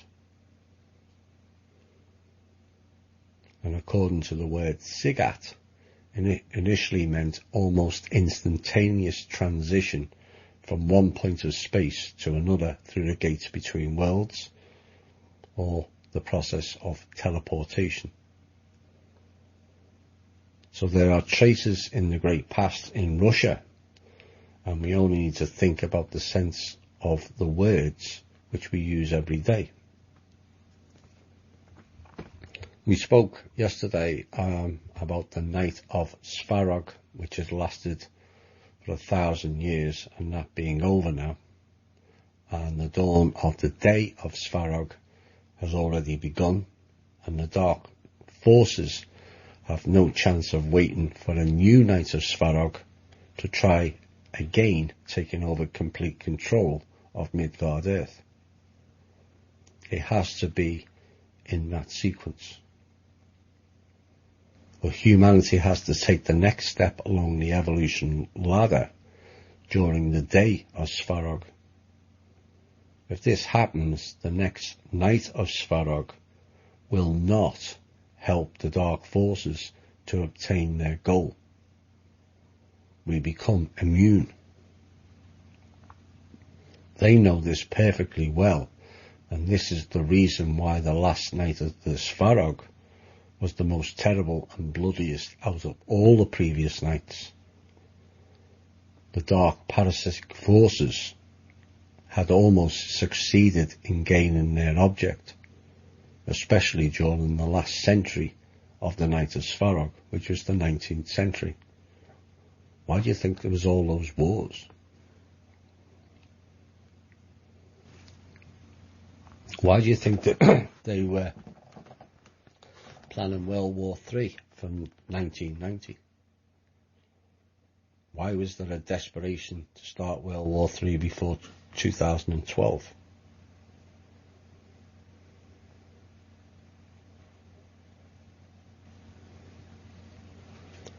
They're not going to get it. It's not conducive for it, is why. Yes, there will be skirmishes, because that's what they do. But as long as the peoples learn to not finger point the blame at the wrong people, like blaming all Jews for what the Rothschilds doing, or blaming all Americans for what the clowns in the US military are doing.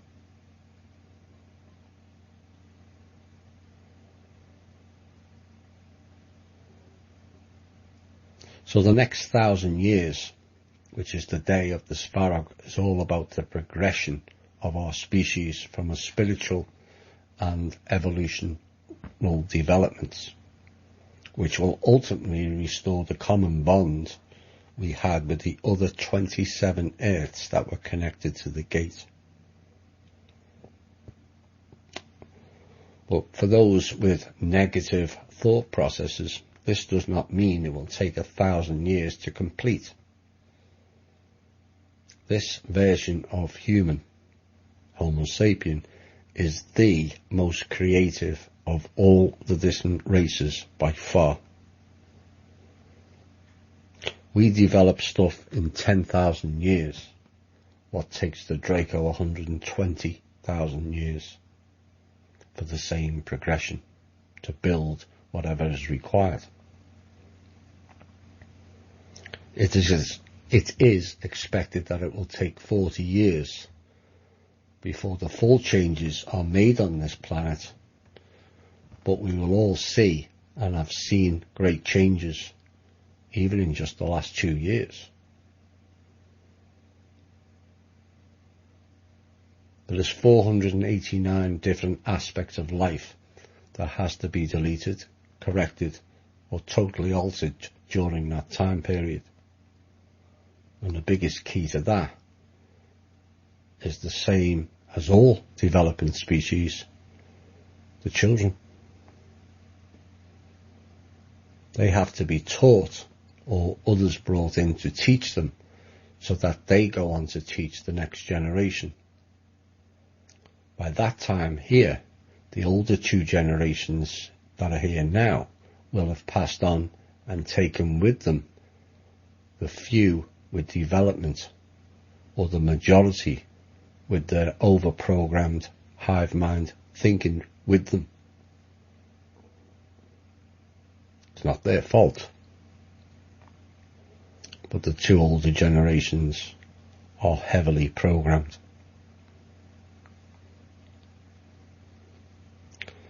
This set the platform for humanity to really go on a fast drive forward of personal and collective development.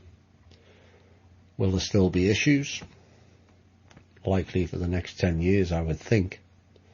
as more gets exposed, there is less of them to propagate the dark system of control, whereby it will become and be considered almost a laughingstock to continue in the failed ways of the past.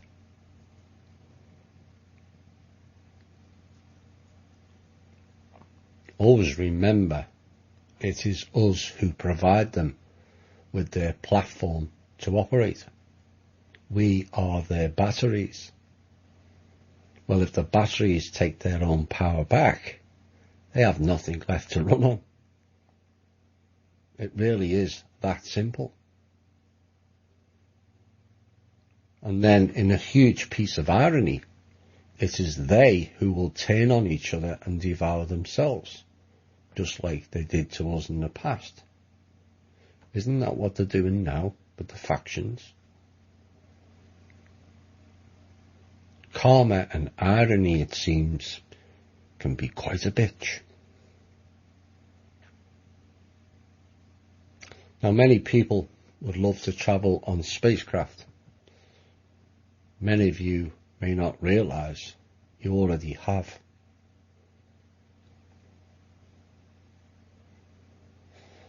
Sadly, that wasn't a pleasant experience for most who have endured that.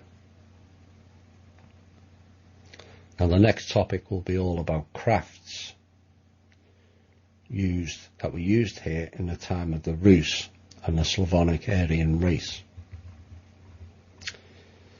There are two main craft that were used by the Urs and the light forces and the peoples here, Vitmanas and Vitmaras. In addition to the gates between worlds, our ancestors used these spaceships for displacing to other Earth planets, and in the past Vitmanas were used for reaching the planets that did not have stargates. So you have to remember that to be able to travel to stargates, you need a sending planet and a receiving one. And here are the following reasons for the absence of gates on a planet. Number one, a planet has reasoning life, but it's not a member of the given union of civilizations for one or another reason.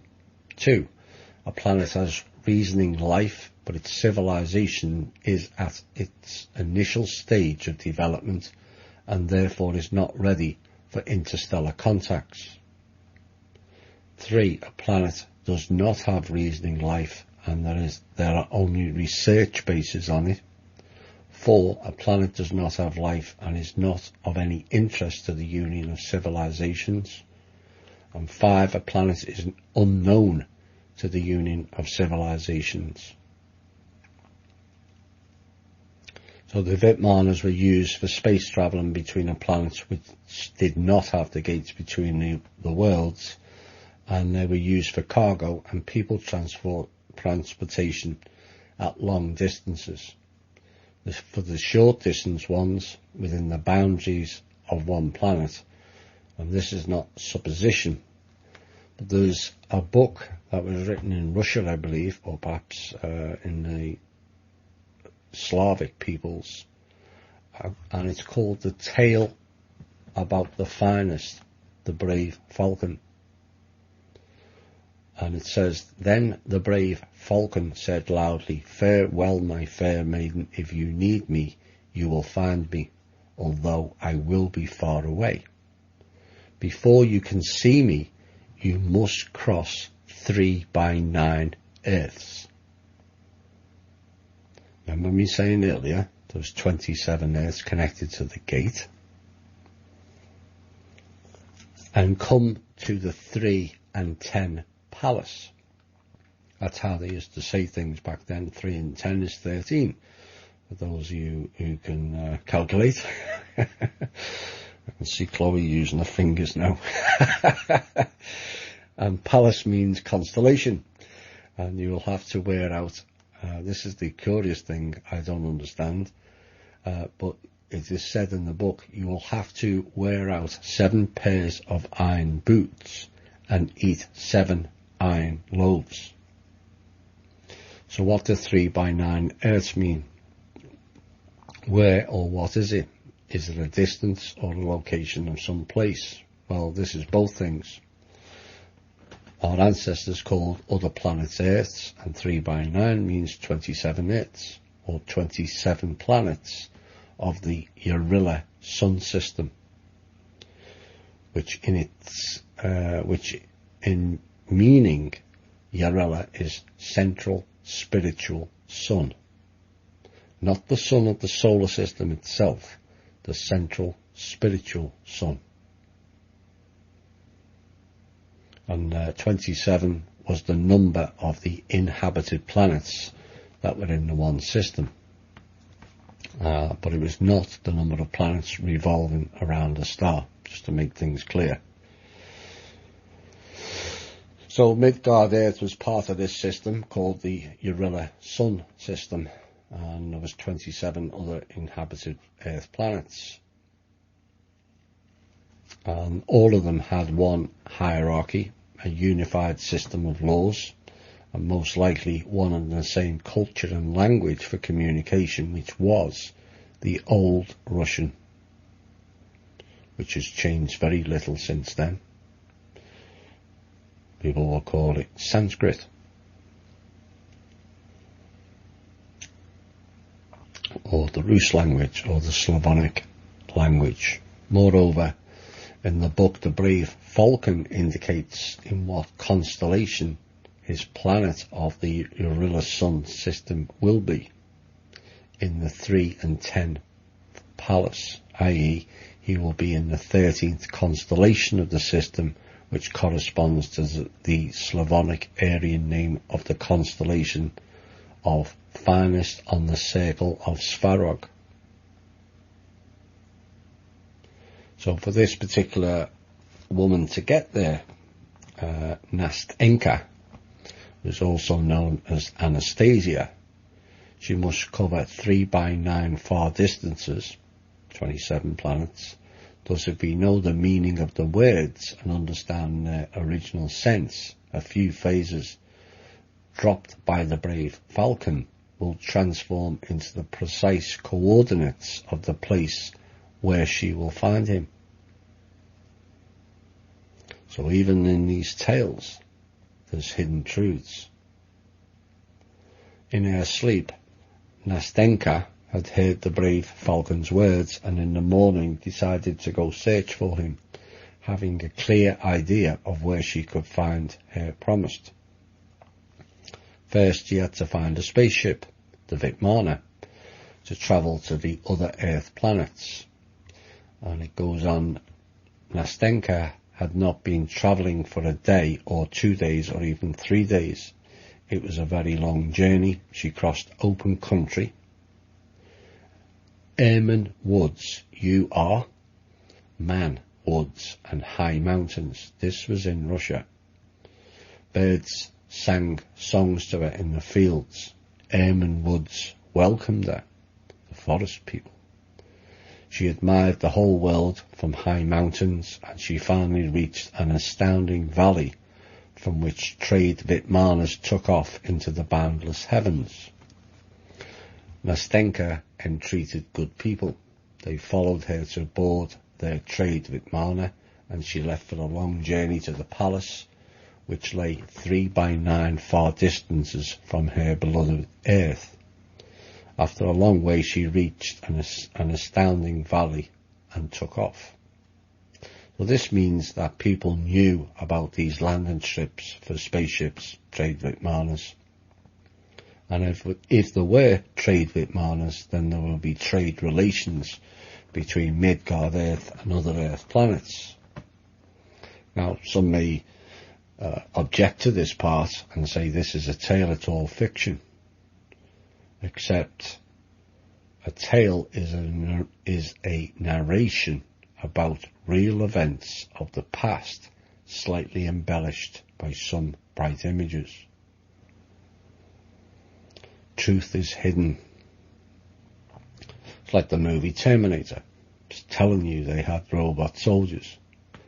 They were telling you it was going to be the future.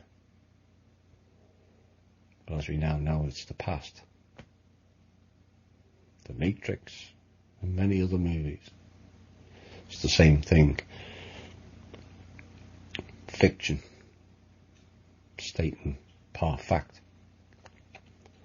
The fact that the landing space grounds exist can be proved by very solid confirmations which no skeptic can dispute. Back in 1999, Professor Shuvaroff found a stone plate in the southern part of the Urals near Shandar village. This plate proved to be a relief map of the western Siberian region, where the rivers Belaya, Ufimskaya and Sutolka. Even today, it is impossible to create a map similar to this one. In addition to the natural landscape, it has two systems of channels with a general extension of 12,000 kilometers and a width of 500 meters each, with 12 dams that are 300 to 500 meters wide and up to 10 kilometers long and 3 kilometers deep. Second, there are several diamond-shaped strange platforms near to these channels on the map. There are some written signs on the stone plate in the form of hieroglyph syllabic letters, which for some reason were considered to be Old Chinese language. This is later to be proven not true. And this three-dimensional map, which dates back many, many years, contains details, the mapping of which demands at the least the existence of artificial satellites and technologies unknown to modern civilization. You see, we were much more advanced back then than we are now. Professor Shuvaroff also discovered the Governor-General of the city of Ufa archival documents to the 18th century, where the latter mentions 200 white stone plates which allegedly have been found near Chandar village. It is supposed that all put together they formed a three-dimensional map of our planet, Midgard Earth. And he led a new expedition and found the second stone plate that confirms the archival information. It is improbable that all plates could be found, but what has already been found is sufficient to prove that a highly developed civilization had existed on Midgard Earth, which was a member of a system that united many civilizations of the galaxy quite recently, as 13 to 15,000 years ago. So the finding of these volumetric maps totally confirms the information from the Slavonic area invaders and turns them into a reliable source of information about the past of our civilization. It appears that these diamond-shaped platforms serve as landing grounds for the Vitmanas.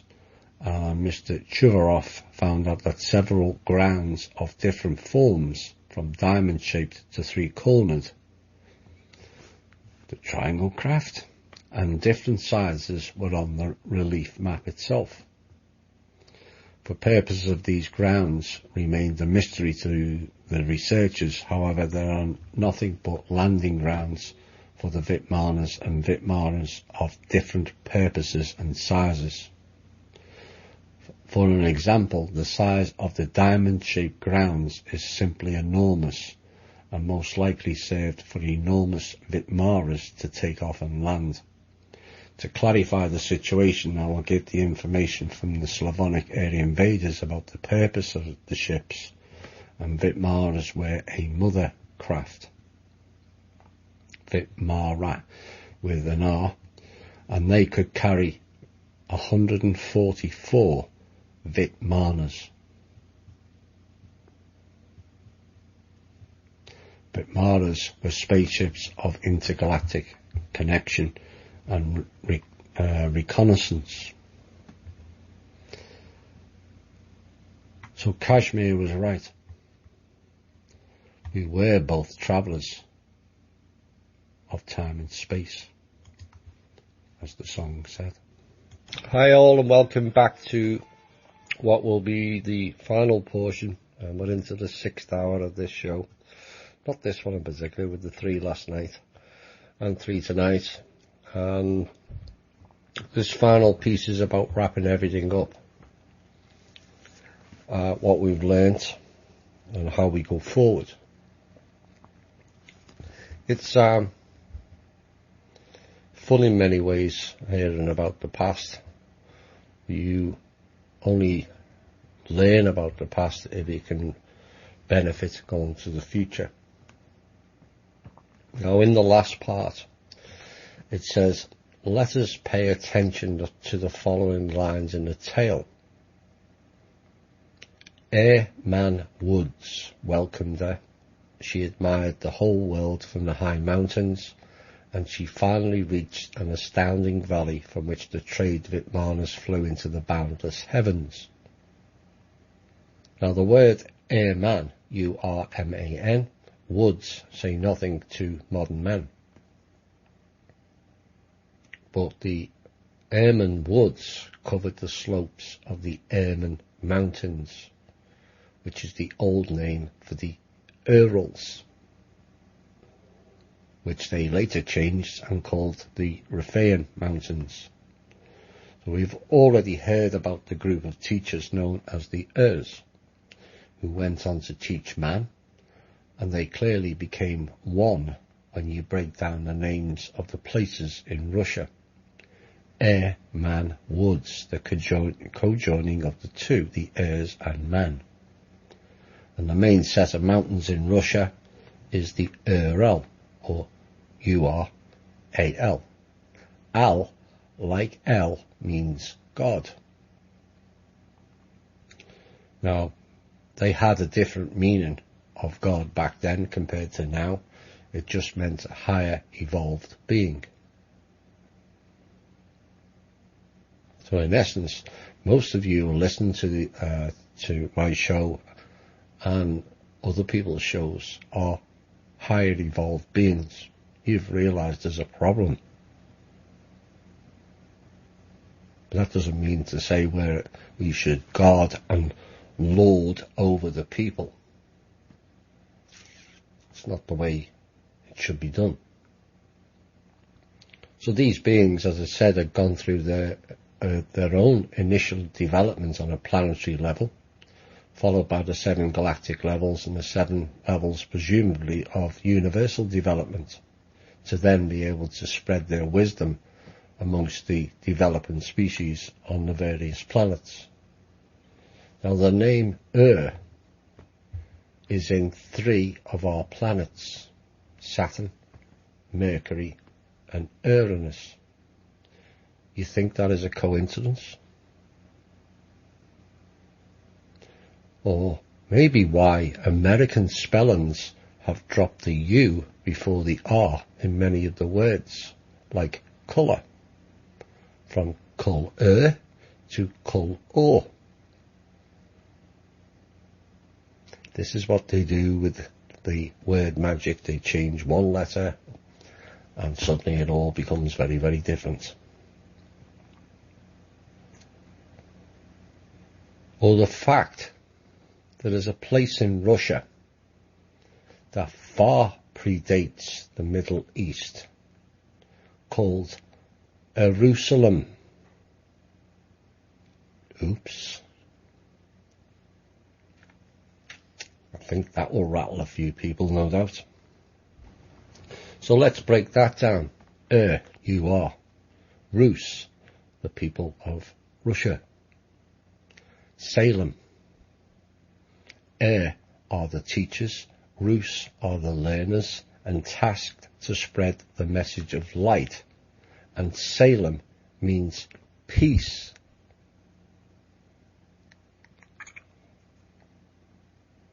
Jerusalem was the original name in Russia of what is now known as Jerusalem. Even the current Jerusalem was not the original one either, as Constantine created Jerusalem as Constantinople, In the UK, the most favourite hymn is Jerusalem, and a line in the song tells you it's not a fixed place, but is transient, like Babylon. And was Jerusalem builded here, among these dark satanic mills? I will not cease from mental fight, nor shall my sword sleep in my hand, till we have built Jerusalem in England's green and pleasant land.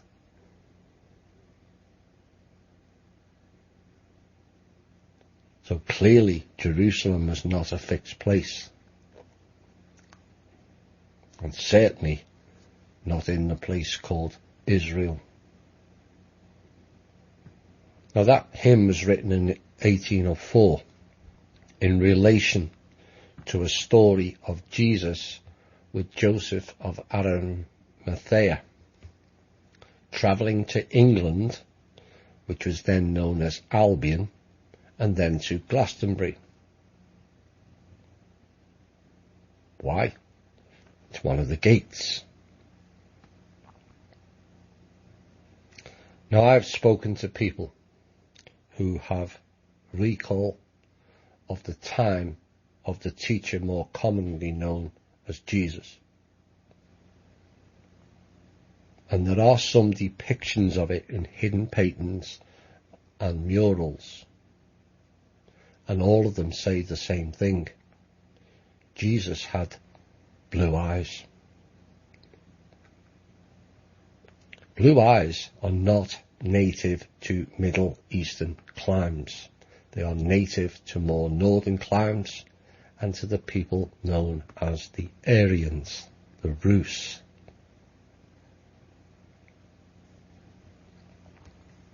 Now the question is, what if Jesus was really a fake name given by the Roman Church? Bear in mind the letter J did not exist till the 14th century for a specific agenda, and the real Jesus was Russian or Rus, having blue eyes. Is there further evidence to support the people known as Jesus and Mary Magdalene were not from the Middle East? Yes. Depictions in the Last Supper and other art pieces, hidden mainly, but I've been able to view a few of them, depict Mary Magdalene as a blue-eyed blonde. Oops.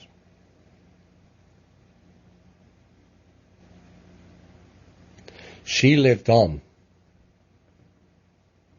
after her husband was slain in France under the protection of the Knights Templar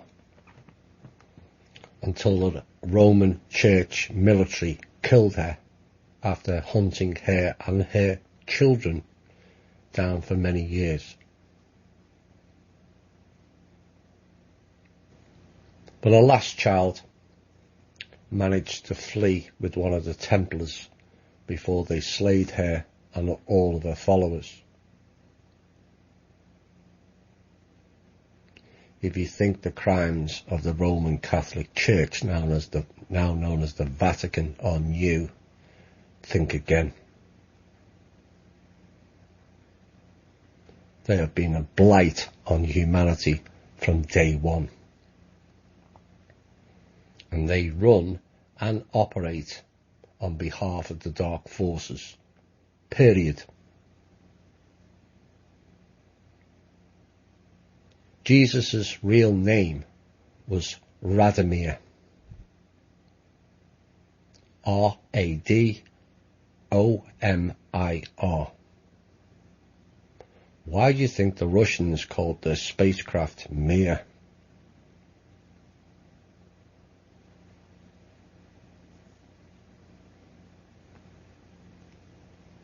It is my belief he was part of the Urs teachers, and Mary was one of the Rus. It's it's also possible both of them were heirs also, which means they were from Ursa Minor, the constellation. Both of them were very special people with abilities, not gods. Higher evolved beings.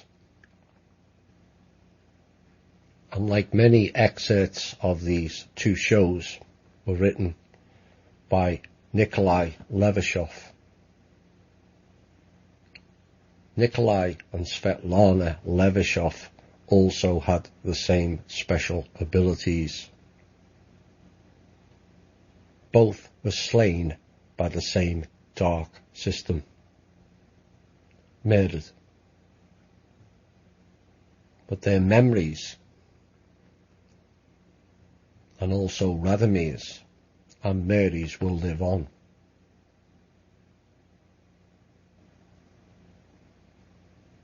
Like the two females in the 1500s who also came here with special abilities that the Roman Catholic Church burnt at the stake.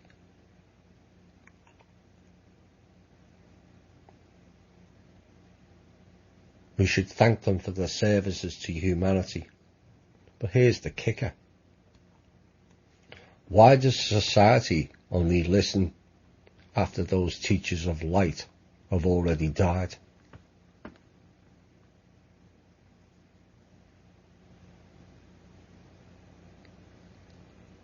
A lesson we all must learn, it seems. Why are the speakers of the truth the ones that are shut down the most?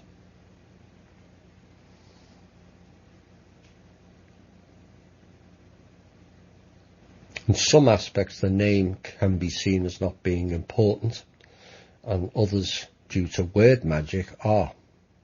But the teachings and the ways are of ultimate importance. The main people of the earth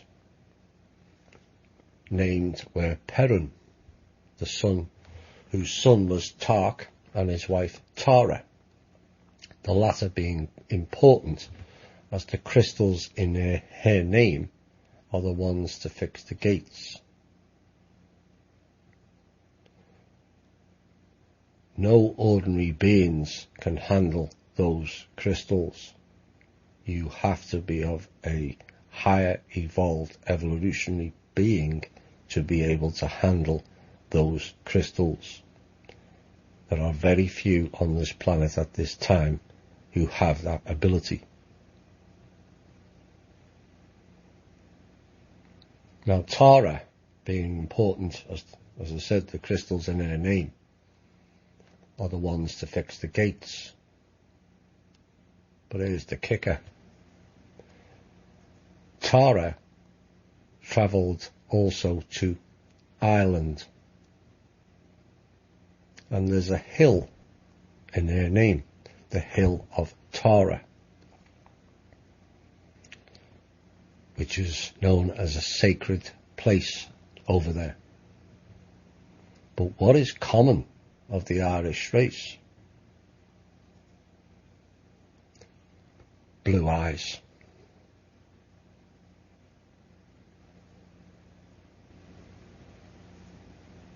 Who sent their armies to kill Radomir and Magdalene and the others?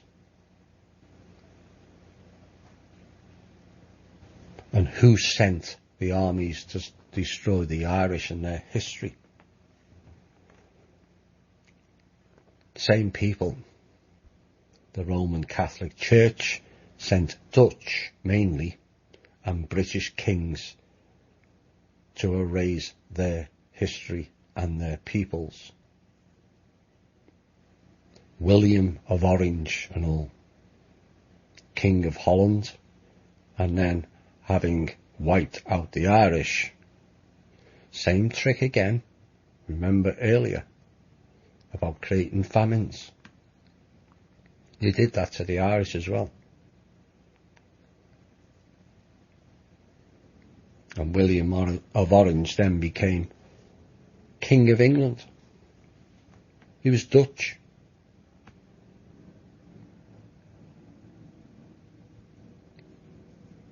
Like I said, it's all about erasing history so they can then rewrite their own bullshittery. History, it seems, is not what it appears to be, does it? Our truth of what happened here on Midgard is distorted beyond all reason. But are these shows done the truth for you? Well, that ultimately is your choice. One hopes it makes you think and act in a different way, and research these topics for yourself. The truth, they say, never fears investigation. And yet we are denied knowledge on a plethora of things. Why? Because they wish to continue to leave us floundering in the dark. And only when the faith comes through will we begin to heal and go forward again. The gist of this whole piece last night and tonight was not to denigrate whole groups of people, far from it. The gist is to combine all peoples together as one with a common enemy. We will only do that from a position of full knowledge. Now, this show may well get attention by certain people that it's targeting the Jewish, the religious and the black groups. But I remind listeners, I have spent way more time on our shows highlighting crimes of the white race also, and I don't hear anyone complaining about that.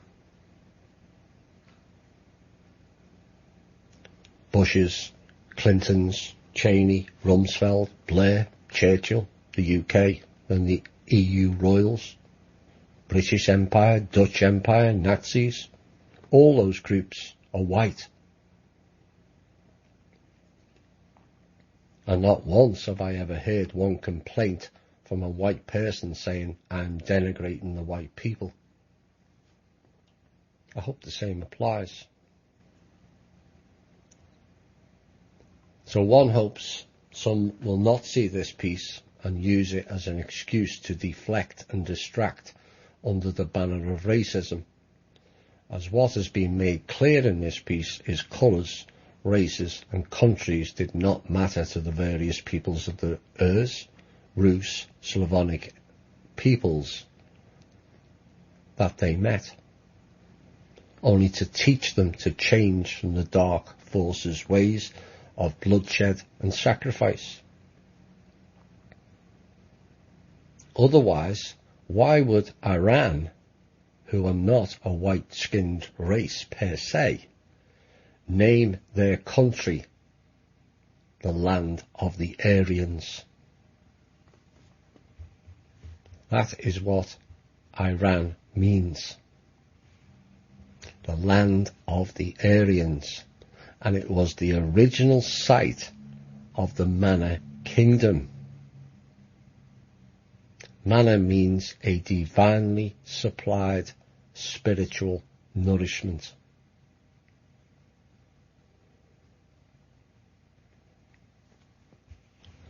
We cannot allow the continuation of stifling the narrative under the banner of it offends this person or that group. If those people are that shallow in their understanding that criticising poor behaviour and at times heinous behaviours of their particular culture, either in the past, now or the future, is deemed racist or wrong, then you have not only lost any moral fortitude, but what it means to be human.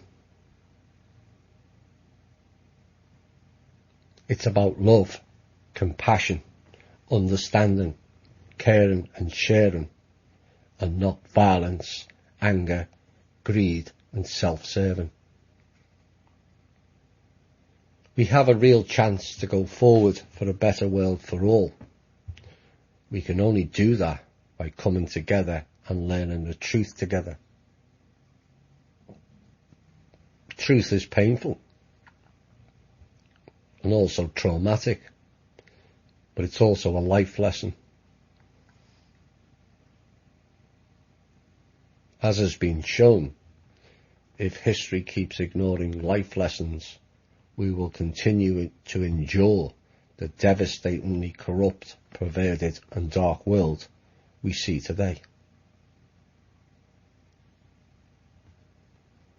It's time we all learned to be a beacon of truth, have large doses of humility, and engineer a new spirit that was set out so far back by the Urs, the Rus and the Slavonic Aryan race. This has been a special Truth, Honour and Integrity series from Russia with Love 1 and 2. I hope you've enjoyed it. I'm going to leave you with one final song. The name of which, because of new learnings, may have a different meaning. Faith is often aligned with religion, but it's nothing to do with religion. Faith had an original meaning, the enlightenment of knowledge. Time we all relearned to collect, absorb, take actions and learn to keep it. My name's Thomas Williams. Bye for now.